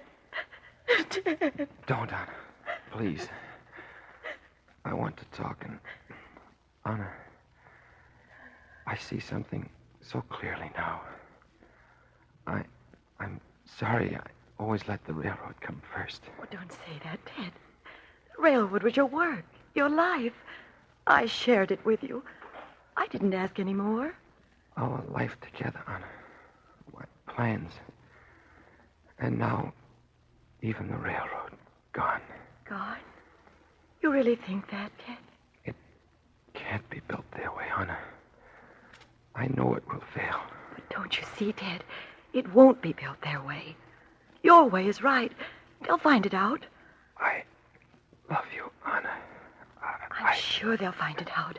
The railroad will stretch out across the valleys, through the passes, like you've always said, and... Oh, Ted! Ted! Ted!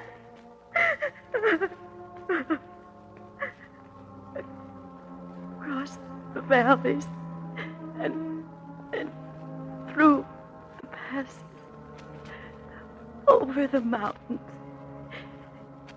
and you'll be with it in every mile, my darling.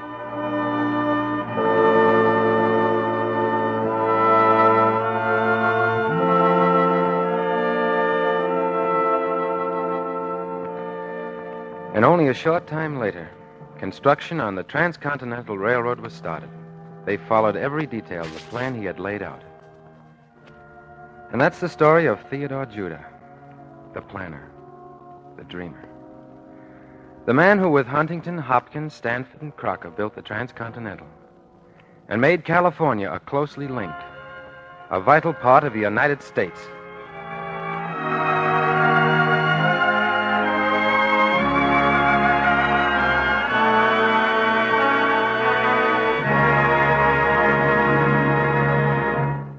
Now we present Major General Willard S. Paul of the War Department General Staff, who has an interesting message for all of us.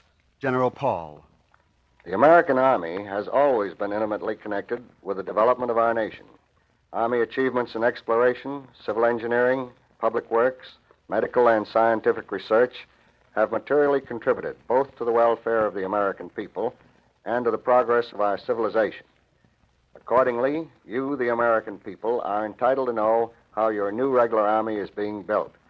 If the Army is to accomplish successfully its difficult assignments, it will require the services of high-caliber, intelligent young men capable of absorbing technical instruction and then applying this knowledge to the task. Men who recognize the value of an Army career.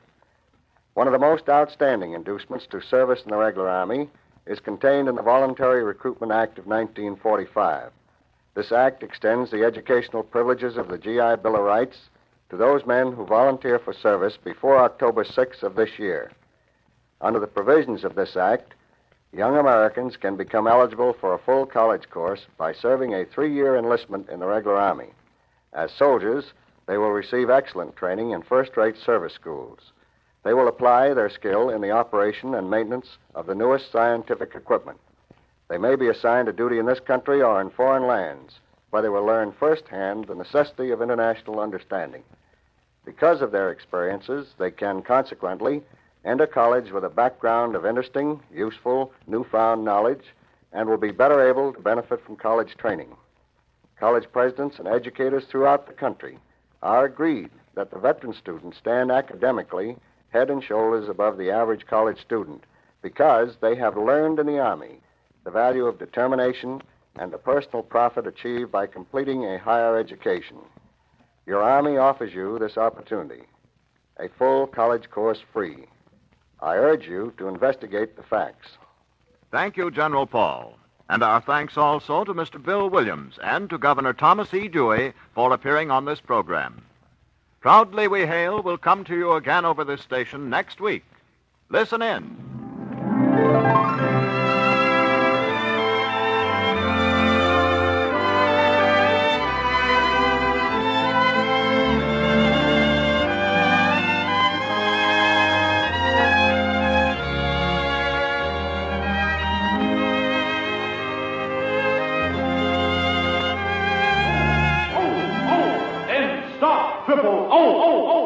Yes, high-potency N Stop Triple O. Stop odor of breath, odor of body, other personal odors. All three at the same time. That's important because anyone who comes in contact with the public should take high-potency N's chlorophyll tablets as protection against all odor offense. N Stop Triple O so effectively that just 1 or 2 N's tablets keep you fresh as a daisy all over all day. N's make Triple O go, go, go. Try this test. Rub an onion slice on your hand. Now moisten an N's tablet and rub it over the same spot. Why, the odor's gone. Exactly. That's how high-potency N's act inside your body to stop odors where they begin. They're made from a more potent form of chlorophyll, contain fully effective Daratol chlorophyll, and so act faster, longer, more thoroughly than any other type of chlorophyll product. High-potency N's are guaranteed to stop Triple O the very first day or money back.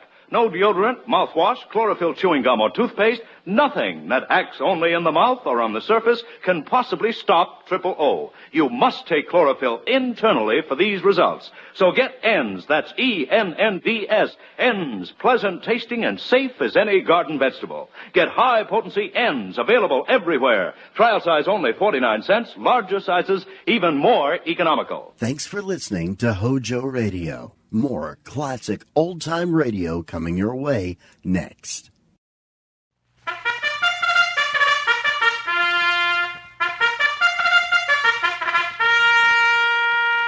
Proudly we hail.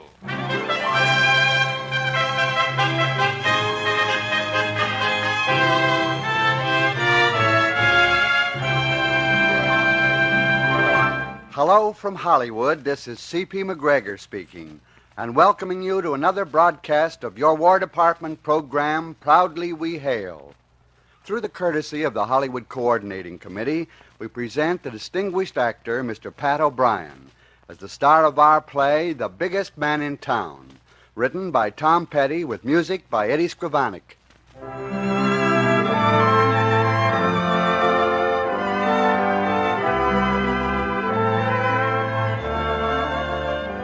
Here's Terry Cassidy, tough, hard-hitting managing editor of the Rivertown News.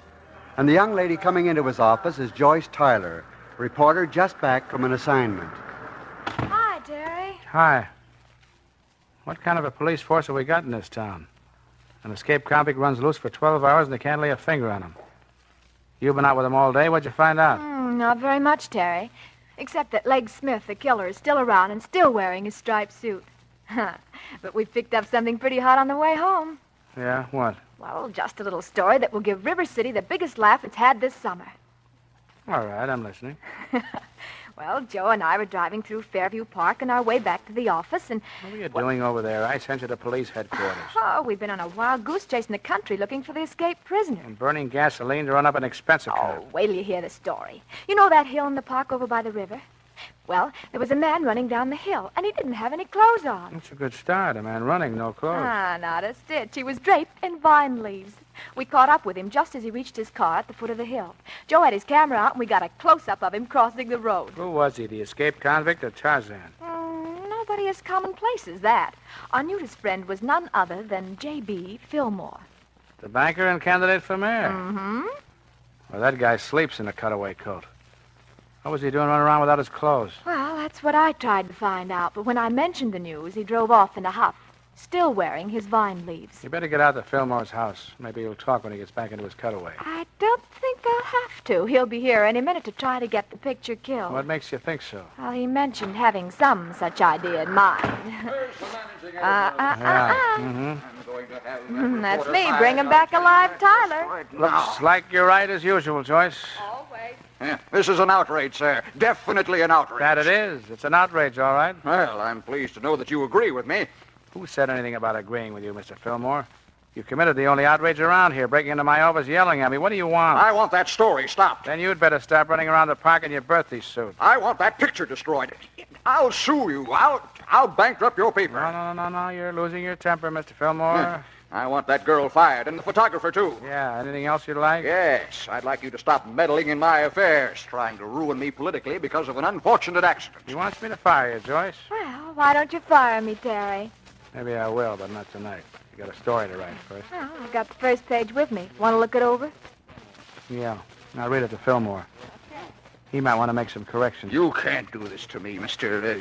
Cassidy. Cassidy's the name, Terry Cassidy. Yeah, well, I'm a big man in this town, Mr. Cassidy. Sure. That's what makes this a story. This is a good lead, Joyce. Thanks. Listen to this, Fillmore. The weather has been hot around Rivertown recently, but nobody did anything about it until yesterday afternoon when J.B. Fillmore, leading banker and candidate for mayor, stepped in and foreclosed on the heat wave. He shed his cutaway coat and pearl gray trousers for a sarong of vine leaves. Yep, that's right. He stripped off his clothes right in the middle of Fairview Park. Now, Mr. Cassidy, it didn't happen like that. You're just trying to make me look ridiculous. Well, what did happen? What did happen, Fillmore? Well, I can hardly understand it myself. You see, I used to go swimming there in the park when I was a kid. And, that makes sense. You were passing the old swimming hole, and all of a sudden you decided you'd go swimming. Well, it was a foolish, undignified thing to do, but I did it, Mr. Cassidy. There was no one around, and when I got out of the water, my car was gone. You forgot to set the brakes. The car rolled down the hill. Yes, that's it. Right out in plain sight of everyone, and my clothes were in the car. I found some leaves, and, oh, this is most embarrassing. You've got to stop that girl's story. Tear up the picture. Well, how about it, Terry? We've got the true facts now. Do you want me to kill it or finish it? Finish it. Make the rest of it as good as the lead. Now, look here. Fillmore, what this town needs is a good laugh, and is going to get it at your expense. Well, this will ruin me. I'll never live it down. Liable to make it. You've been a stuffed shirt all your life. You've been so busy trying to be the biggest man in town, you've almost forgotten how to be human. We need a mayor with a sense of humor, and here's your chance to prove you've got one. But the picture, you've got to tear it up. I've got the caption for Mr. Fillmore's vine-clad photo, Terry. Candidate for mayor cools off. Have it set up. Tell Jerry to put it on page 1. This is the end. I'll have to leave town. Fillmore, you'll be famous tomorrow morning.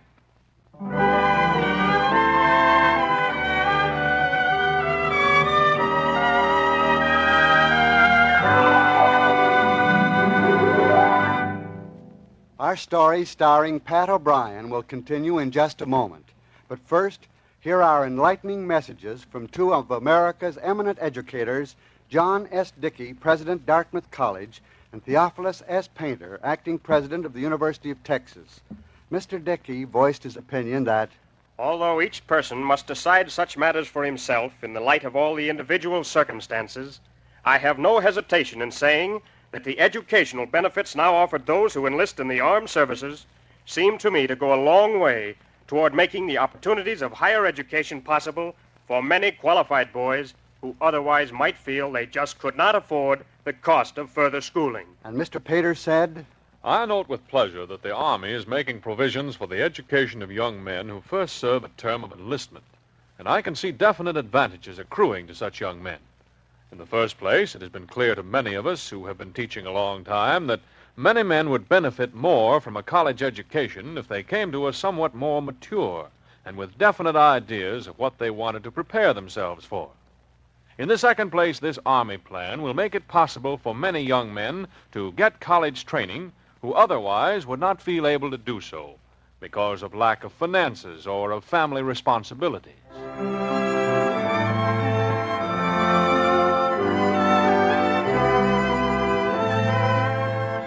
Over on the rival newspaper, they say that Terry Cassidy is the sort of an editor who would print a scandalous story about his grandmother. And maybe the boys are right.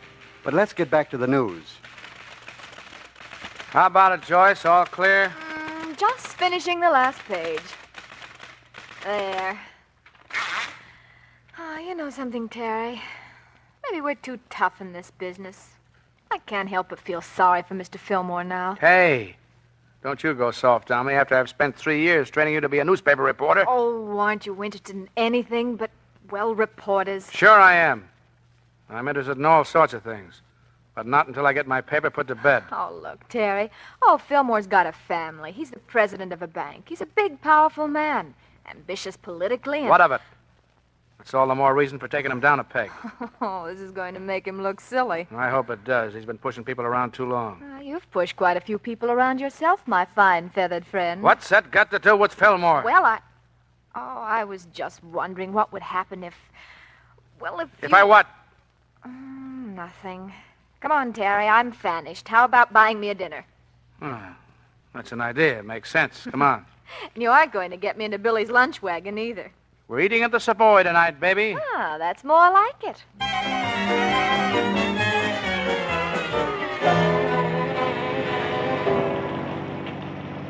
I believe Mr. Fillmore really broke the heat wave. Look at it rain. Yeah, it's coming down pretty hard. Here we are at the Savoy. Let you out here at the entrance. Join you as soon as I park the car. Only take a minute. All right. It's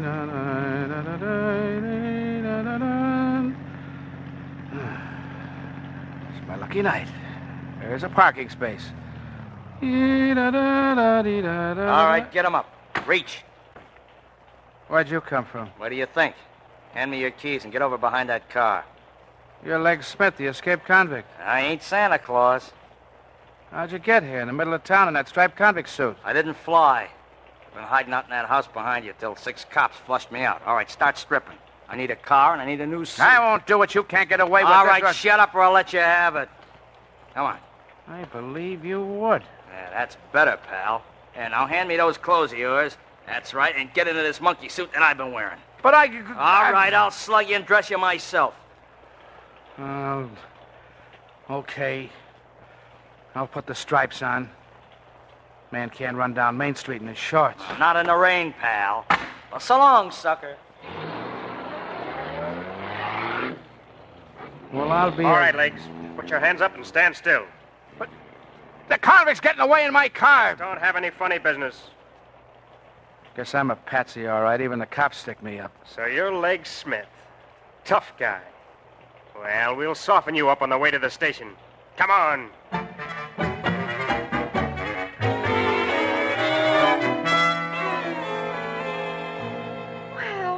Well, hello, Terry. Oh, Joyce. When did you join the force? I borrowed this uniform at the police station. Oh, so that's where you've been. Looks neat on you. I like it better than the one I was wearing. Oh, let's get this straight. You stood me up at the Savoy. I waited 20 minutes and took a taxi back to the office. And you turned up in a cop's uniform. Come on, what happened? Plenty. I went to park the car, and it's Legs Smith. The cops couldn't found me. While half the police force in Rivertown were looking under beds in a rooming house, he sticks me up and steals my car after making me change clothes with him. Well, sounds like you've been having a big night. It's just starting. To top everything, he took me down to headquarters before I could convince anybody I was Terry Cassidy. There was a photographer from the Globe there, and well, he snapped me. Holy smoke. What are you going to do? Do? Joyce, get Walker at the Globe on the phone for me. Oh, Terry. You're not going to ask favors. You're not going to... Honey, I've got to. I'll make a deal with him. The Globe prints that picture of me in a convict suit. I'll never be able to face this town. It'll ruin me. And I thought you were a newspaper man. Terry Cassidy, the hard-boiled editor, trying to get a story killed. You're beginning to sound and act like J.B. Fillmore. I asked you to get Walker at the Globe on the telephone. We'll get him. I'll get him. It's going to be a pleasure listening to the great Mr. Cassidy beg. When you get Walker, you'll do the talking. Ask him if we can borrow a print of that picture of me. We'll slap it on page 1 alongside the one of Fillmore. I'll give Rivertown 2 good laughs instead of 1. Oh, Terry, darling, I always knew you were the biggest man in town.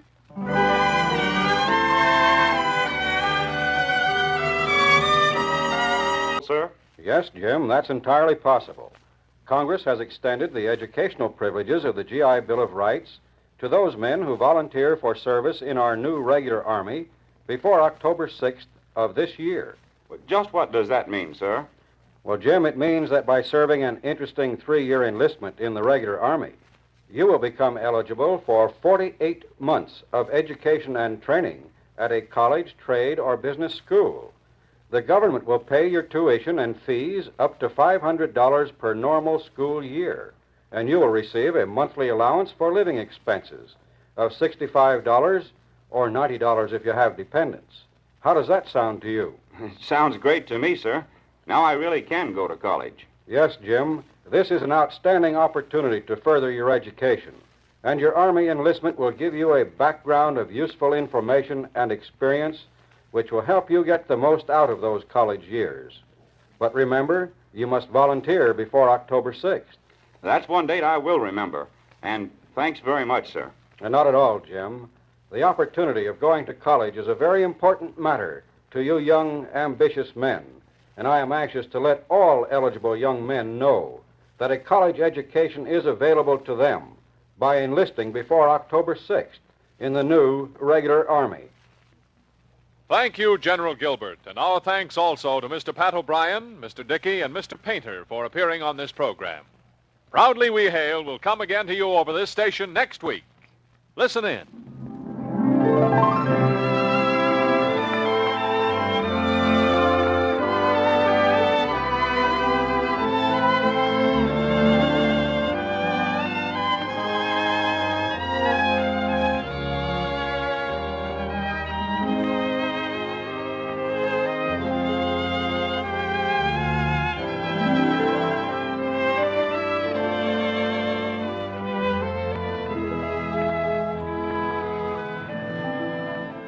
Families prefer it by an overwhelming average of 3-to-1 over all other toothpastes in a recent nationwide test.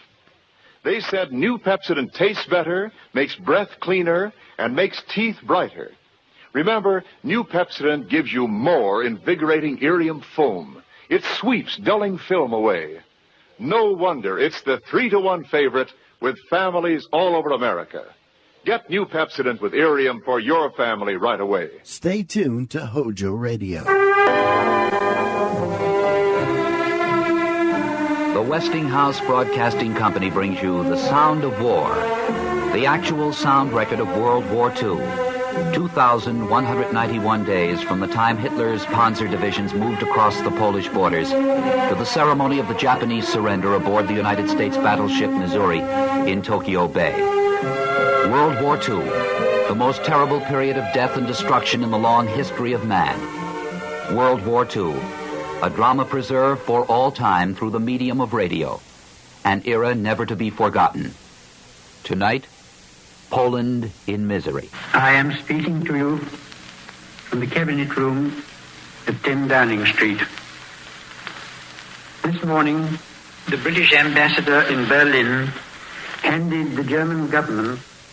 It is September 3rd, 1939. Prime Minister Neville Chamberlain is broadcasting to the British Empire and the world. It is the climax of 3 days of drama that will have its conclusion exactly 6 years later. This is the beginning of World War II.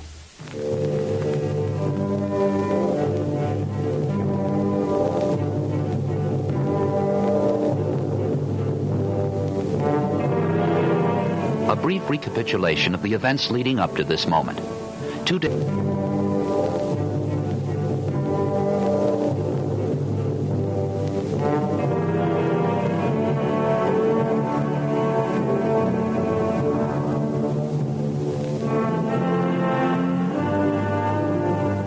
German armies moved quickly through Poland. Throughout September 1st, France and Great Britain did not move. Emergency sessions were being held in Paris and London. The two allies would march unless Germany withdrew its troops from Poland. And now here's a special bulletin from the Associated Press. Paris. The French government announced today that Robert Colondre, French ambassador to Berlin, would call on Joachim von Ribbentrop, the German foreign minister, at noon, 6 a.m. Eastern Standard Time, 7 a.m. New York time, today to demand a reply to France's ultimatum for the withdrawal of German troops from Poland. This French action was order taken just 3 hours after Sir Neville Henderson, the British ambassador to Berlin, had informed the German government at 4 a.m. New York time that a state of war would exist between Britain and Germany as of 6 a.m. Eastern Daylight Saving Time, unless Germany gave a satisfactory reply. It is Sunday, September 3rd, 1939. The day is cool and clear in London, and the citizens of the city and the island would normally be quietly returning from church. There is more movement than usual. At 11:15 a.m., Prime Minister Neville Chamberlain will speak to the Empire and the world. It is now 2 days, 5.5 hours since the German attack on Poland. Many Polish soldiers and civilians have been killed. Much territory has been captured by the Germans. Much destruction has fallen upon Polish cities. Great Britain and France are ready to march.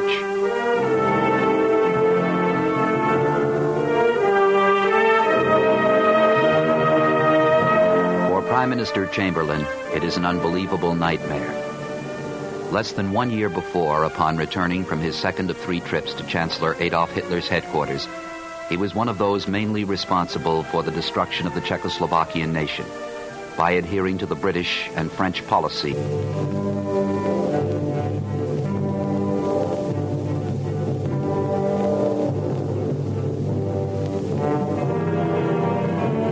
Now Germany had moved against Poland, and Great Britain must honor its ties with the Polish nation. The declaration of war speech he made has rarely been heard in its entirety. All the disillusion, humiliation, and defeat can be heard in his voice as he speaks. This is London. You will now hear a statement by the Prime Minister. I am speaking to you from the Cabinet Room at 10 Downing Street. This morning, the British ambassador in Berlin handed the German government a final note stating that unless we heard from them by 11 o'clock, that they were prepared at once to withdraw their troops from Poland, a state of war would exist between us. I have to tell you now that no such undertaking has been received. and that consequently this country is at war with Germany. You can imagine what a bitter blow it is to me that all my long struggle to win peace has failed. Yet I cannot believe that there is anything more or anything different that I could have done and that would have been more successful. Up to the very last, it would have been quite possible to have arranged a peaceful and honorable settlement between Germany and Poland. But Hitler would not have it. He had evidently made up his mind to attack Poland whatever happened. And although he now says he put forward reasonable proposals which were rejected by the Poles, that is not a true statement. The proposals were never shown to the Poles, nor to us. And though they were announced in the German broadcast on Thursday night, Hitler did not wait to hear comments on them, but ordered his troops to cross the Polish frontier the next morning. His action shows convincingly that there is no chance of expecting that this man will ever give up his practice of using force to gain his will. He can only be stopped by force. And we in France are today, in fulfillment of our obligations, going to the aid of Poland, who is so bravely resisting this wicked and unprovoked attack upon her people. We have a clear conscience. We have done all that any country could do to establish peace. But a situation in which no word given by Germany's ruler could be trusted, and no people or country could feel itself safe, has become intolerable. And now that we have resolved to finish it, I know that you will all play your part with calmness and courage. At such a moment as this, the assurances of support which we have received from the Empire are a source of profound encouragement to us. When I finish speaking, certain detailed announcements will be made on behalf of the government. Give these your close attention. Now, may God bless you all, and may He defend the right. For it is evil things that we shall be fighting against. Brute force, bad faith, injustice, oppression, and persecution. And against them I am certain that the right will prevail. Speaks to the Empire.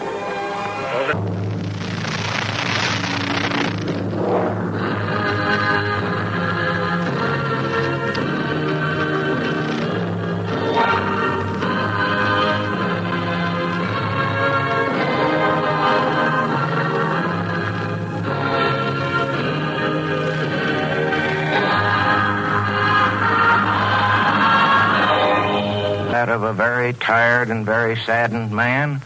Clear up till yesterday, it looked as if he might make greater sacrifices for the sake of peace, as if there might be some possible concession this time, as there had been the time before. And you will remember that yesterday it was Mr. Greenwood, the leader of the opposition, who got the cheers in the House of Commons when he rose to speak, and cries of "Speak for England."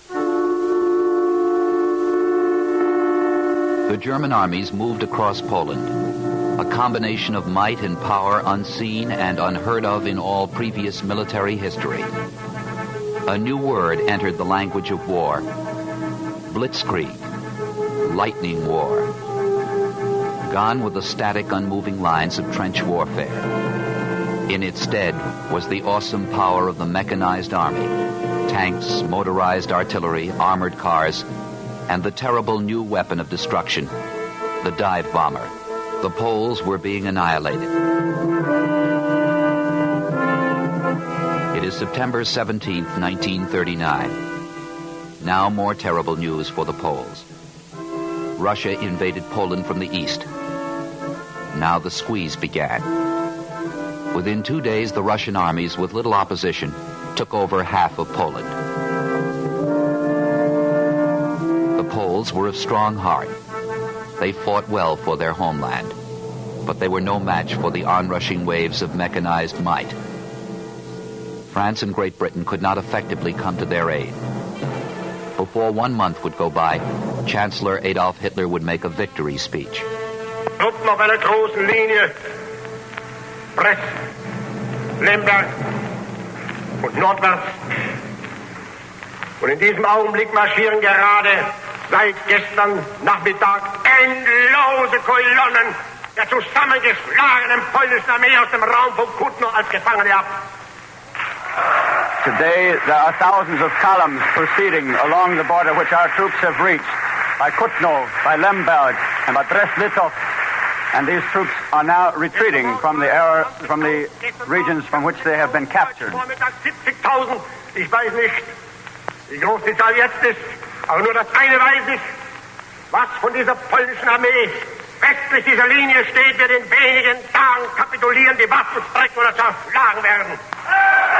I do not know how many captives have been made, but I do know one thing, and that is that in a very few days, those remaining in Poland in the army will capitulate, will lay down their weapons, and will also be taken captive. Staat von 36 Millionen Einwohnern. Und diese militärische Stärke in 4 Wochen restlos vernichtet wird. Und wenn in dieser ganzen Zeit für den Sieger nicht ein einziger Rückschlag eintritt, dann kann man darin nicht Signale eines besonderen Glücks sehen, sondern den Nachweis höchster Ausbildung, bester Führung und todesmutigster Tapferkeit. He has just said that when we succeeded in conquering a state of 36 million inhabitants in 1 month without any defeat, then that is not only luck, but our wonderful accomplishment in the field of military campaign.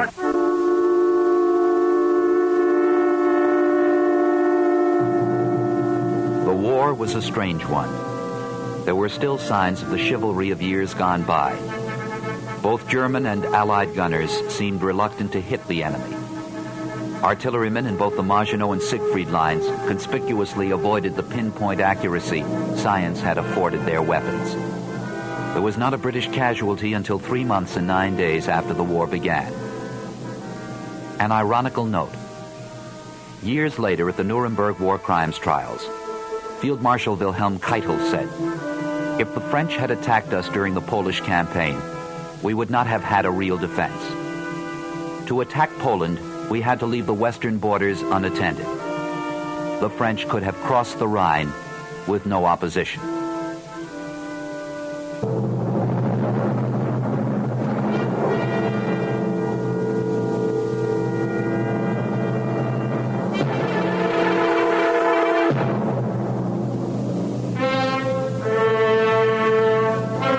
Though the military action was slow, Great Britain made preparations for the eventual death and destruction that would soon rain upon them. The children of the Empire were evacuated to the United States and other countries of the Empire. As Christmas 1939 neared, families were reunited by transatlantic telephone calls. Hello, Mom. Hello, darling. How are you? Fine, thanks. How are you? I hope you're having a Merry Christmas. Listen, Violet. Yes. Come on, now, don't be silly now. Just a moment. Mrs. Dollop, just a moment. We'll have Violet for you in just a minute. Here's Ronnie. Here's Ronnie who wants to add a word, and then we'll come back to Violet. Hi, Mom. Hello, child. How are you? I'm going to cry.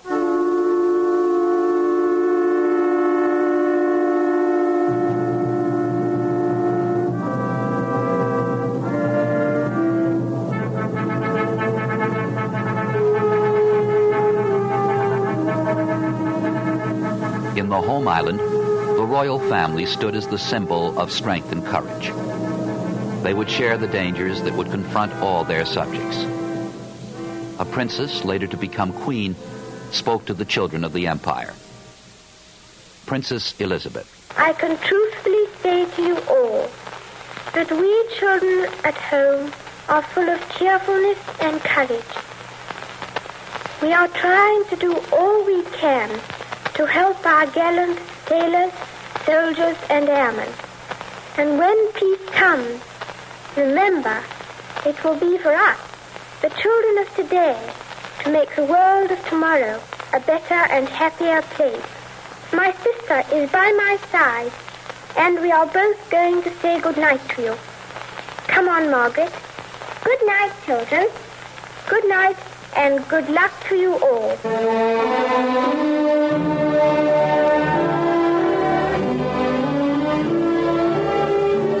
The year was coming to a close. Total war would soon plunge the world into terrible agony. For the conquered Poles, there was death, misery, and destruction. Poland was in torment. Winston Churchill would salute the gallant Poles. Our thoughts go out tonight, not only to those valiant exiled Poles, whom we have learned to like and respect in the British Islands, and who stand armed in the ranks of the armies of liberation, but even more to those who are gripped at home in the merciless oppression of the Hun. All over Europe, races and states whose culture and history made them a part of the general life of Christendom in centuries when the Prussians were no better than a barbarous tribe, and the German Empire no more than an agglomeration of pumpernickel principalities, are now prostrate under the dark, cruel yoke of Hitler and his Nazi gang. The atrocities committed by Hitler upon the Poles, the ravaging of their country, the scattering of their homes, the affronts to their religion, the enslavement of their manpower, exceed in severity and in scale the villainies perpetrated by Hitler in any other conquered land. It is to you, Poles in Poland, who bear the full brunt of the Nazi oppression, that the hearts of the British and American democracies go out in a full and generous tide. We send you our message of hope and encouragement tonight, knowing that the Poles will never despair, and that the soul of Poland will remain unconquerable. This war against the mechanized barbarians, who, slave-hearted themselves, are fitted only to carry their curse to others, this war will be long and hard, but the end is sure. The end will reward all toil, all disappointment, all suffering in those who faithfully serve the cause of European and world freedom. A day will dawn, perhaps sooner than we now have a right to hope, when the insane attempt to found a Prussian domination on racial hatred, on the armored vehicle, on the secret police, on the alien overseer, and on still more filthy quislings will pass like a monstrous dream. And in that morning of hope and freedom, not only the embattled and at last well-armed democracies, but all that is noble and fearless in the new world as well as in the old will salute the rise of Poland to be a nation once again. And when constipation occurs, it's interesting to see just what doctors consider important about a laxative they might use or recommend. Well, a majority of the doctors we heard from had this to say. A laxative should be effective, gentle, close to natural acting. A medicine that can be used with complete confidence. Now, X-Lax has been popular with many doctors and millions of people over the years because chocolated X-Lax is effective. Overnight, it helps you toward your normal regularity. X-Lax is so gentle, so close to natural acting, there's no upset. That's why many doctors and millions of people use X-Lax with complete confidence. X-Lax, the laxative that helps you toward your normal regularity, gently, overnight. Keep it tuned right here to Hojo Radio for more classic old-time radio. This is Don Hollenbeck, CBS London, October 12, 1492. After 3 days of silence, we're going to try to reestablish shortwave contact with the missing Columbus expedition. For 3 days now, there has been not a single word from John Daly, our CBS correspondent, aboard the Columbus flagship Santa Maria in the Western Ocean. No one in Europe knows what has happened. Right now, the Santa Maria and her two sister ships, the Nina and the Pinta, have either sighted land, turned back to Spain, or met an unknown fate in uncharted seas. When last heard from, the fleet was still afloat, but a crisis had arisen which eloquently revealed the difficulties which have beset the little flotilla. October 12th, 1492, London. You are there. Europe speculates. What has happened to the Columbus expedition? Triumph or disaster? CBS takes you back to the fears, the hopes, and the suspense of 1492. All things are as they were then, except for one thing. When CBS is there, you are there. You Are There is based on authentic historical fact and quotation. And now, CBS London and Don Hollenbeck. Contact with John Daly, who has a shortwave transmitter aboard the Santa Maria, from which he has been sending us regular broadcasts.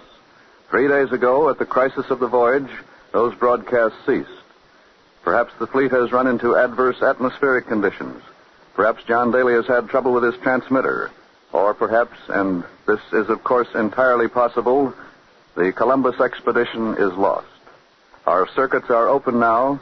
We'll try once more to make contact with John Daly out in the Western Ocean. Come in, John Daly. Go ahead, John Daly.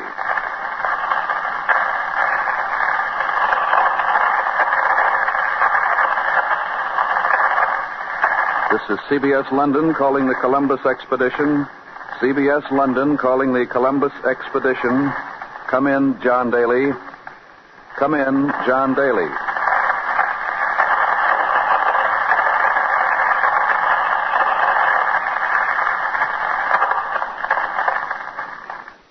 Once more, we have failed to make contact. We'll try again in a few moments. From the character of the men on the expedition, there is good reason to believe that the 3 ships and the men aboard them will carry this voyage through successfully. To show you the type of men and the strength of the ships they sail, we take you now to Palos, Spain, for the personal testimony of people directly connected with the expedition. Go ahead, Ken Roberts, in Palos, Spain. Here in this little seaport town north of the city of Cadiz on the west coast of Spain, the Columbus expedition departed 70 days ago. Here the ships were outfitted. Here the 90 men aboard were recruited. Here, in a very real sense, is the heart and soul of the Columbus expedition. And here beside me now is the brother of the Admiral, Bartolomeo Columbus. Senor Columbus, what do you think has happened in the 3 days of silence since we last heard from your brother's flagship? With my head, senor, I do not know more than you, but with my heart, I know my brother is safe and will accomplish his great mission. What makes you so sure, senor? Well, my brother has the best ships afloat. He has strong-hearted and tested mariners. And he is a skillful and experienced navigator. But above all, senor, my brother has a plan, a dream to reach the Indies by sailing west.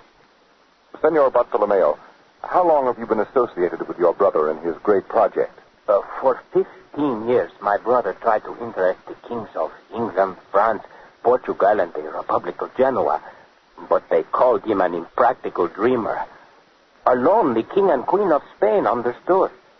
Tell me, Senor Columbus, has your brother, the Admiral, been a sailor all his life? Oh, yes. Our father was a poor weaver in Genoa.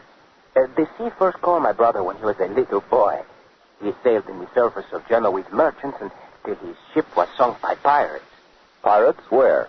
It was off the southern coast of Portugal in 1476. And what happened to the Admiral? My brother was wounded in the battle. In the water, he hung on to a piece of wood, and though he was bleeding and his strength was flowing from him, he swam to the shore. My brother has the great courage. He is not easily conquered. He has fought the sea before and beaten it. He is fighting it now, and he will win. Thank you, Senor Bartolomeo Columbus. The Admiral's brother has shown you the quality of the leader of the missing Columbus expedition. To tell us now about the qualities of the men who sail under him, I'm going to call on the wife of one of the mariners, Senora Ruiz. Senora Ruiz will speak in Spanish, which I will interpret, and I hope you will hear in her voice the confidence born of her faith in her husband. A faith which is typical of the families here whose men are aboard that fleet. Senora Ruiz, ¿cree usted que su marido regresará? Si es posible para un hombre el regresar, sí lo creo. Él conoce el mar. Ha sido un marino toda su vida y su padre lo fue antes que él. I asked Senora Ruiz if she believed her husband was coming back. She said he knows the sea. He has been a sailor all his life, and if it is possible for a man to come back, he will. Pero, señora, ¿y qué me dice usted de esos terrores misteriosos, los monstruos, las cuevas, los remolinos? Quizás el fin de la tierra. Nadie puede saber nada acerca de esas cosas. Si tales contrariedades se sucedieran, estoy segura de que estará en las manos de Dios. Pensarlo me da miedo, me preocupo. No puedo conciliar el sueño de noche. Pero rezo y tengo fe. Gracias, señora. As for the terrors of the deep, sea monsters, whirlpools, other things that are said to exist out there on the ocean, she says for such things, he is in the hands of God. Senora Ruiz admits that she is afraid. She worries and cannot sleep nights, but she does pray, and she does have faith. Great faith. So does Father Juan Perez of St. George's Church here in Palos, the spiritual leader of this little seafaring community. Father Perez, you gave the Admiral communion before he sailed, and you pronounced a benediction for the fleet, didn't you? Yes. It was a cool morning, grey before the dawn. The people stood on the dock and waved farewell. The women cried and held up their babies for their husbands to see. The seagulls went with the ships, and the church bell rang. See, it was a cool morning when the Admiral sailed in search of the setting sun. And you think, Padre, that... Have no fear, my son. They are safe. The Admiral sails for God on a new crusade. God will protect him. Do you speak, Padre, of the Admiral's desire for a crusade to rescue the Holy Sepulchre in Jerusalem from the Moslem Turks? See, my son, that is why the Admiral has sailed to the Indies, to find the treasures there and use them in the holy war against the infidel. So, as I told your colleague, Juan Daly, just before he sailed with the expedition, they cannot fail. But, Padre, they have been out of touch for 3 days. Out of touch with men, perhaps. Not out of touch with God. Gracias, Padre. And now this is Ken Roberts returning you to CBS, London. This is Don Hollenbeck in London. Once more, we will try to make contact with our correspondent, John Daly, aboard the Columbus flagship Santa Maria. This is CBS London calling John Daly and the Columbus expedition. Come in, John Daly. Come in, Santa Maria.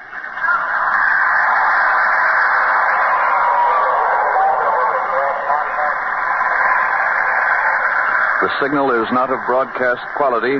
That sound of voices may be what the technicians call ghost voices, weird patterns of static which sound like people talking.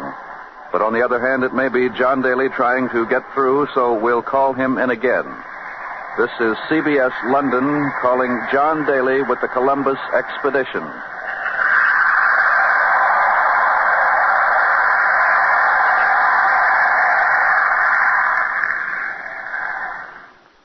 And once again, nothing.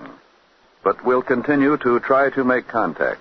It's possible the fleet has run into atmospheric or ocean conditions with which men have never had any experience, because the Columbus expedition has been sailing in completely unexplored and uncharted waters. Strange things have already happened on the voyage. John Daly's shortwave description of events on the afternoon of September 21st is typical. We made a record of that broadcast here in our studios, and we play it for you now.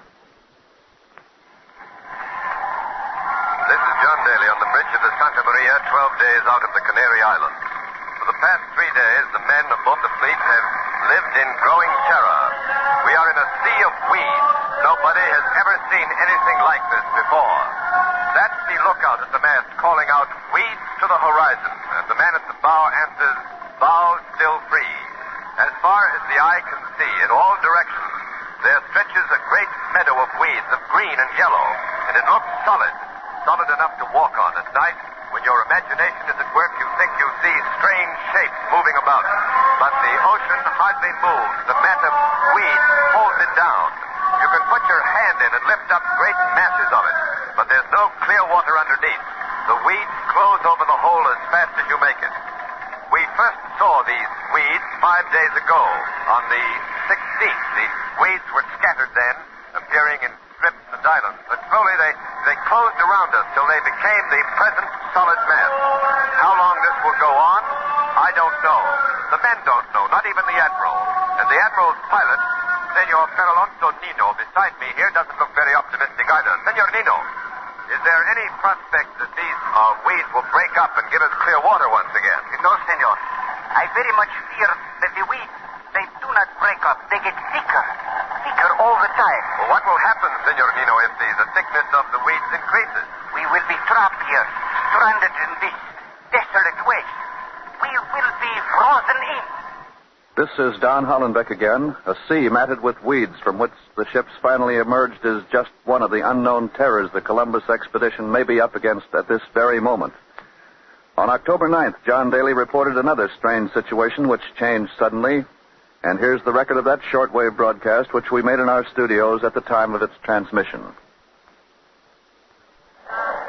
This is John Daly a little after sunrise of October 9th, 1492. It's hot, baking hot.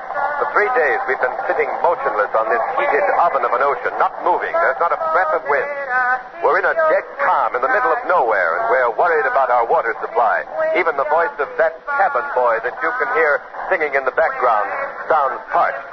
And by the way, he's chanting the traditional ditty with which he has turned the hourglass. Admiral Columbus insists that traditional ceremonies be kept up even though it's been 30 days since we last saw land.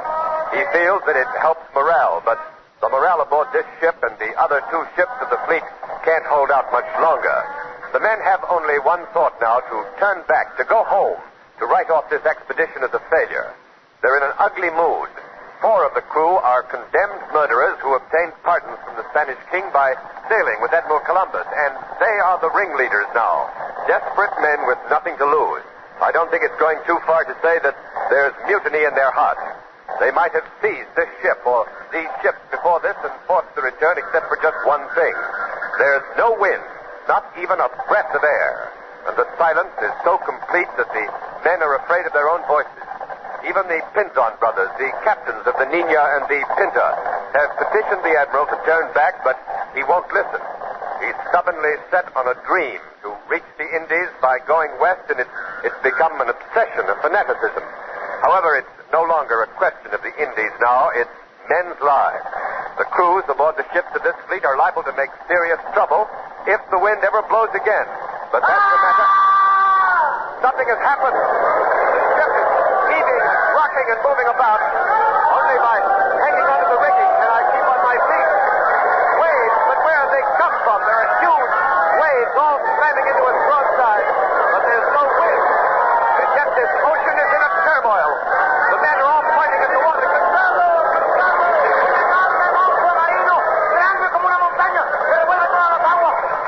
A huge monster, he says. Big as a mountain, crashing the water. I can't see it. I can see only those huge waves. Admiral Columbus has come out on deck. He's ordering the men back. If they hear him, they quiet it down. But they're rooted with fear. They were rooted, is a better way to put it. The Admiral's ordered them climbing up into the rigging like monkeys. He's ordered them to trim sail for a storm. But what storm? There's still no wind. Only those waves. Admiral Columbus. Si, senor. What do these waves mean, sir? You speak of a storm, but there's no wind. Where's the wind? It will be here, senor, soon. Somewhere out there is a hurricane. We cannot see it, but it has sent those waves rolling back. And the wind will reach us soon, sir? See.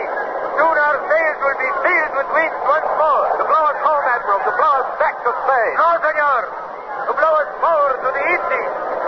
We sail on. Sail on. This is Don Hollenbeck in London again. That was the last word heard from the Columbus expedition. Since then, we've had no luck getting through. Our circuits have been open all through this broadcast, and now our technician tells us those ghost voices are back and that the signals are clearing up a bit, so let's listen. We're not sure yet. It may be nothing but those strange patterns of static coming in from the Western Ocean.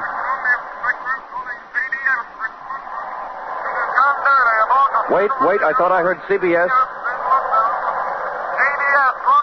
It is. It's John Daly's voice. The Columbus expedition is found again. John Daly's gotten through. He's trying to establish contact with us. This is CBS London calling John Daly. CBS London calling John Daly. Come in, Daly. Go ahead, Daly. I hear you, CBS. Can you get me clearly? Are you getting me clearly? Yes, we hear you, John, and we're certainly glad to hear from you again. Go ahead, John Daly. Go ahead, Daly. I'm sure glad to hear you. You must have been wondering what happened to her. All Europe has been wondering, John. We were afraid you dropped off the earth. Oh, nothing as bad as that, Don. As a matter of fact, I got news. Great news. That's why I've been trying frantically to get through. I can only hope I'm coming through plainly. It must be those weird atmospheric conditions, Graham. Probably magnetic forces, because the needle of a... What's the news, John? Have you found land? To something that's never been experienced before. But tell us the news, John. What's the news? What's the news? Oh, well, look. My great news is that land is near.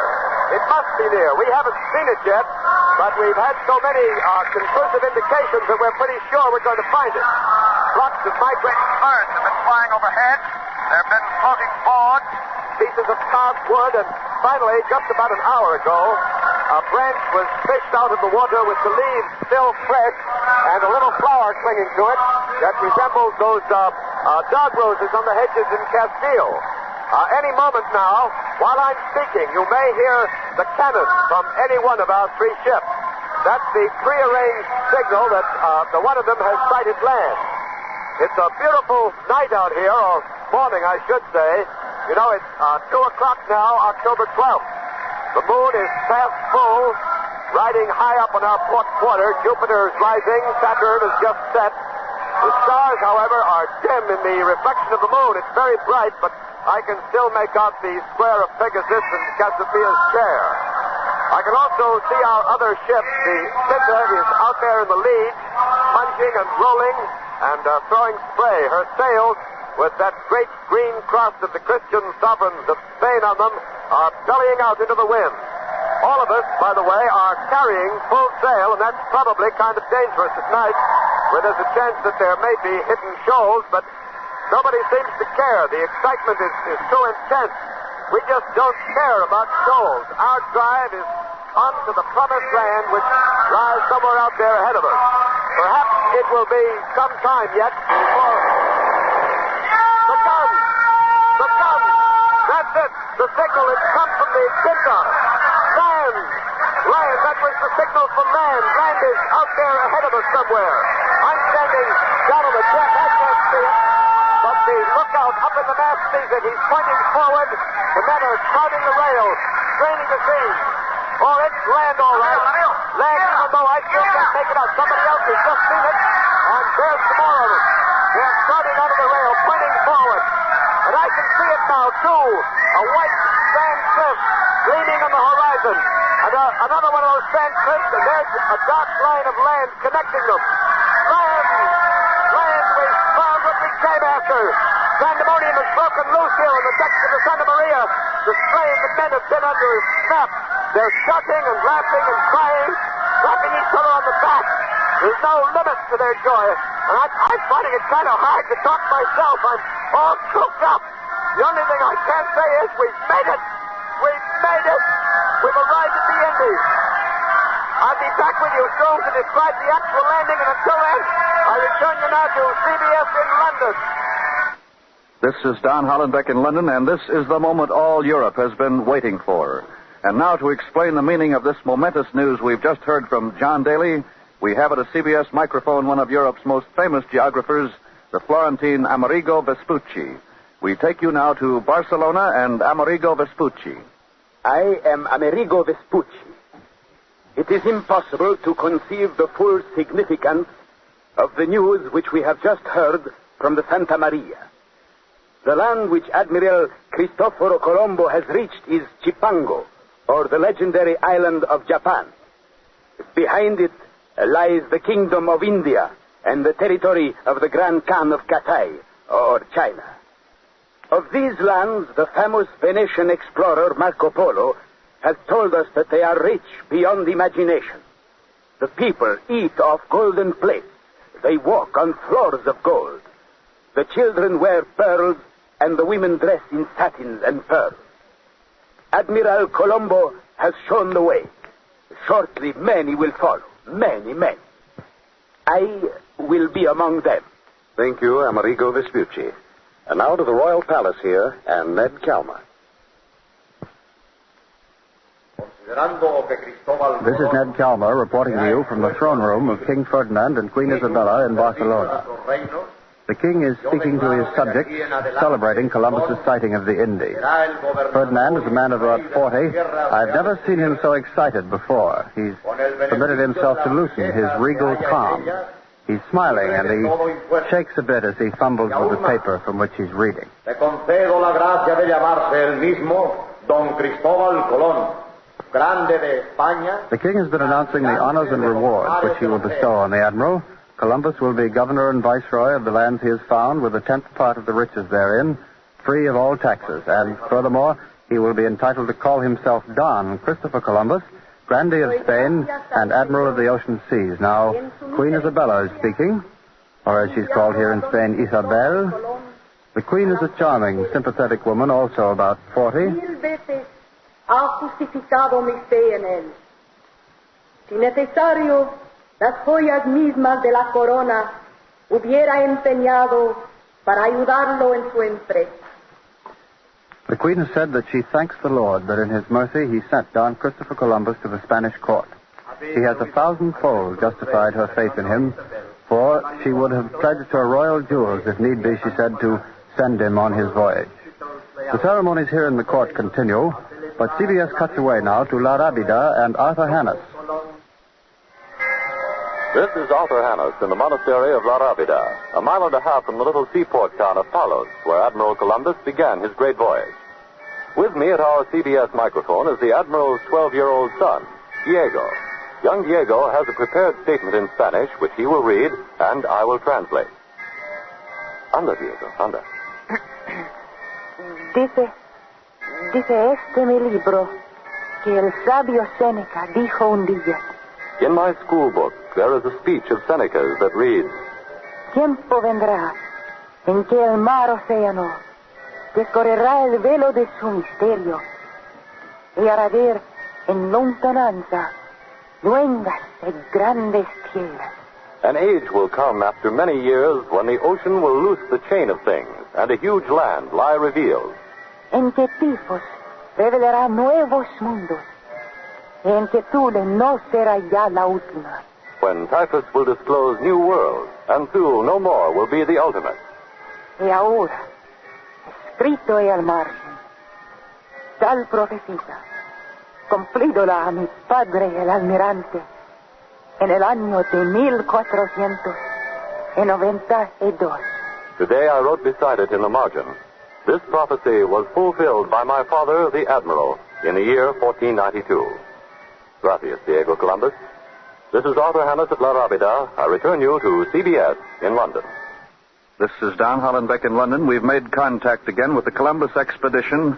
And now for the story of the landing on the Indies shore this 12th day of October, 1492, we switch you to John Daly. This is John Daly with a shortwave portable transmitter in a ship's boat rowing towards land. We're headed for a fine coral reef. Behind it are trees. Perhaps it's the park of some nobleman's estate.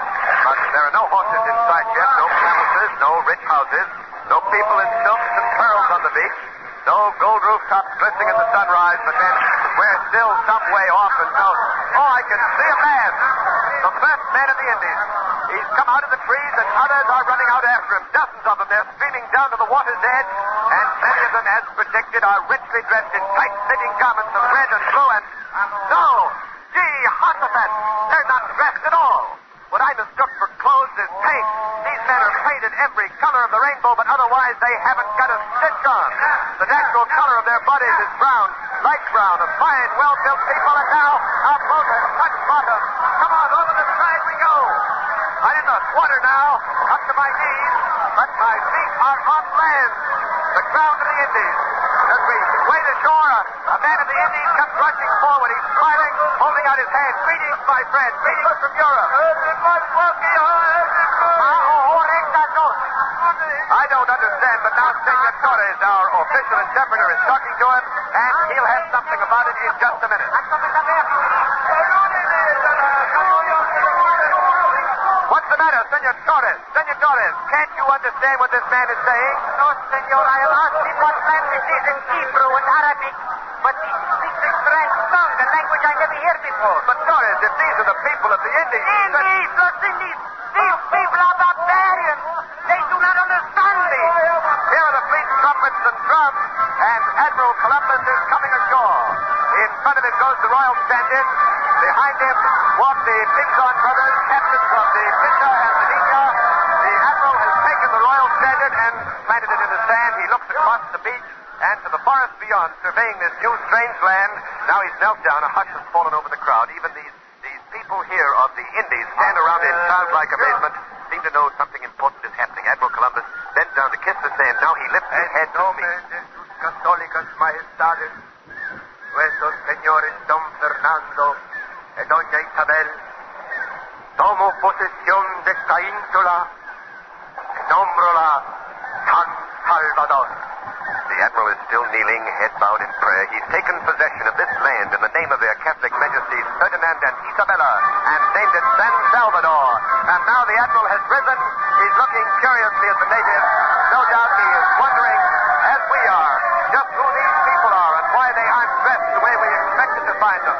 Why they don't speak the language that we expected to hear. At any rate, with the official ceremonies over... San Salvador, October 12th, 1492. Columbus discovers America. Yes, sir. Get on your way. Get on your way. Get on your way with Wheaties. It's good to know that champions are made, not born. Gives us all a chance. For instance, let's go back to 1943 and listen to the story of champion Mickey Mantle of the New York Yankees. Mickey worked hard to learn the game. As he got on his way to fame, he practiced batting, learned to throw. And Mickey knew what champions know. Wheaties for breakfast, away you go. No wonder Mickey's got all that steam. Mantle and Wheaties, they're still a team. Why, Mickey Mantle grew up on Wheaties, been eating them since he was 12. So good for a guy. There's a whole kernel of wheat in every Wheaties plate. Come on, Mickey, belt that ball. He's on his way, on his way. He's on his way, on his way. Get on your way with Wheaties. 'Cause champions are made, not born. Yes, sir. Get on your way. Get on your way. Get on your way with Wheaties. Breakfast of champions.